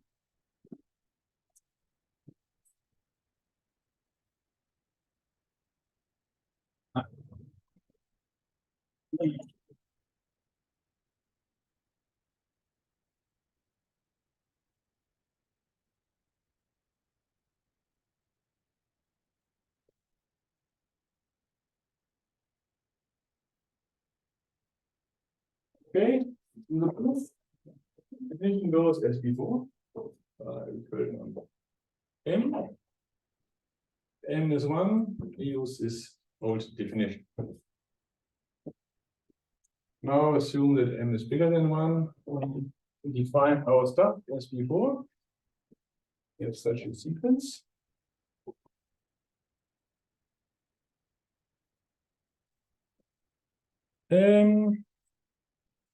If the color is 2, we use this one. We can otherwise use. But we have a new case. If the color is 0, if C0 which is Cm minus 1 equal to 0. And then we take P K M delta M to delta 0. So that's a sort of magical transformation. And you can assume that this is sort of, when you do this, it's a bit of try and error. You try something, maybe it's going to work. But that's the refined master coloring, and that is going to work. So this behaves properly. This one is better than the old one, giving sharper estimates. And the question is whether I should start with this. Maybe I start with this next time. But then at least you have a cliffhanger. You see this. You can try to make up your own argument, but this coloring has a property that the length of linear sets can be bounded in terms of the maximal coefficient. And the reason is that we have here the bound with the maximal coefficient. And if the colors are 0 and 2, we move the problem upwards to the exponents. And for the exponents, we apply induction upwards. This means in the whole argument, we can bound the length of such sequences and the maximum coefficient of the first one. Now, this is just the start. So we have modified the master coloring. And once we have done so, the next step is to study f of I is the integrated log function. And make the phase transition for that one. For this, we need that you have enough space in our Arnold stepping down. But if the maximum coefficient available, that's fine. And then finally, we make the D depending on I with the ID function, and then we get the full result. And yeah, that's going to happen next time. And okay, and when we are finished with this one, I will continue with the phase transition for trees for Krask's theorem. Okay, that's it for today. I will stop the Zoom.